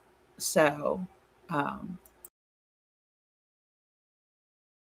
but well, guys, I think I'm going to hop off of here because I still have a lot of work to do with what I'm doing behind the scenes, and a lot of emails to get sent out and, well, ready to send out as well. Um, so I'll definitely be working on that. Tomorrow I'll probably do like a daytime live and then take the nighttime off is what I'm thinking I'm gonna do. So definitely look out for a daytime live because we'll go over and just talk some true crime during the day, and then at night I just kind of wanted to have a night where I'm off again, to kind of recuperate. It's been a very, very busy week and we've had a lot of stuff going on. And so, I want to be able to get fresh and ready so we can continue on next week and go full force at the project that we've been working on too. So, and again, we can use all the help we can get. It is going to be a team effort. We're going to do it all at the same time, so that way it's more effective, and nobody is tipped off. We have to strategize and that sort of thing. So, but I love you guys all so very, very much, and I appreciate you being here with me during my rants about Mackenzie, and of course, always talking about Sebastian. I think that we need to see more footage that's raw, and I would love to see who the green hoodie is. So hopefully someone will hear me, and we might get a little bit of a look into who these people are outside the Texas Roadhouse. That's where my focus has been, and I know a lot of yours has been too. So all right, guys, well, I love you a lot, and I will see you all next